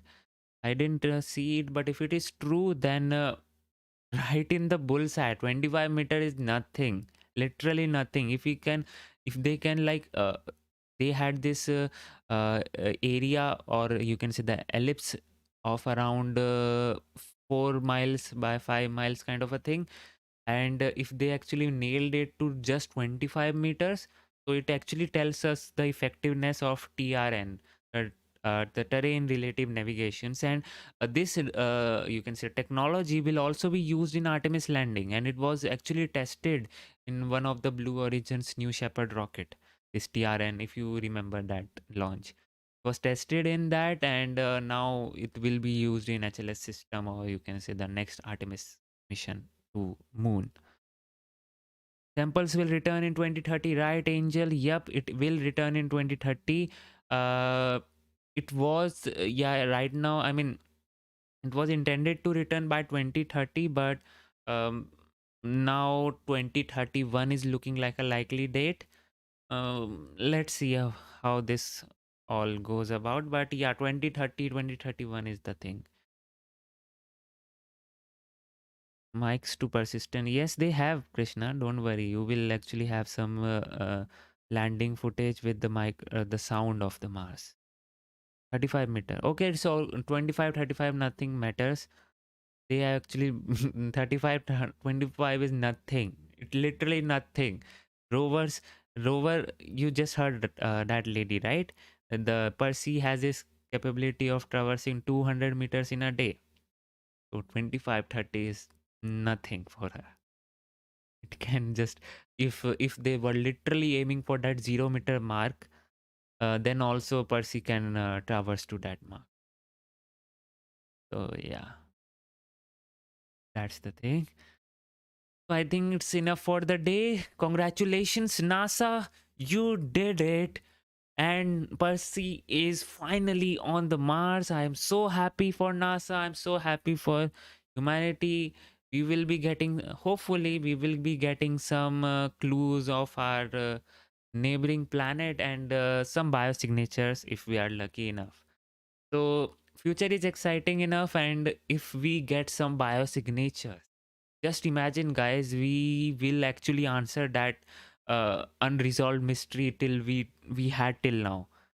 Are we alone in this universe? I mean, if we get some biosignatures, some microbes living in those samples, I mean, we are not alone. And if the microbes were living on that sample at this time also, and the destruction started billions of years ago, so, and some, you can say that since you can say the destruction started billions of years ago and the microbes are still there, that simply means the microbes also had some times for evolution. Maybe the intelligent life is also there out there. We just have to look out for that. So we need to see what will be in our future. Landing site that they picked out may not have been perfect, and the lander would just adjust for a flatter surface. Yes, Labrat. You are right. I mean, you are very much right. I mean, the images which are acquired from the orbiter are not of very high resolution, and TRN could actually take some higher resolution images, right? A very high resolution images at the real time only. So the images which it was getting in from the surface, so it could have a, like, we would have thought that is the flatter surface, but the TRN actually went there and saw what is there, right? So by seeing there, it has adjusted it. Yeah, that is a good point. So yep, now we will meet day after tomorrow for ISS launch. So congratulations NASA, congratulations Percy, you are on the Mars, and hopefully we get some answers to our most awaited questions. Until then, this is Priyanshu Roila. You just saw Rocket Gyan. Stay safe, stay healthy,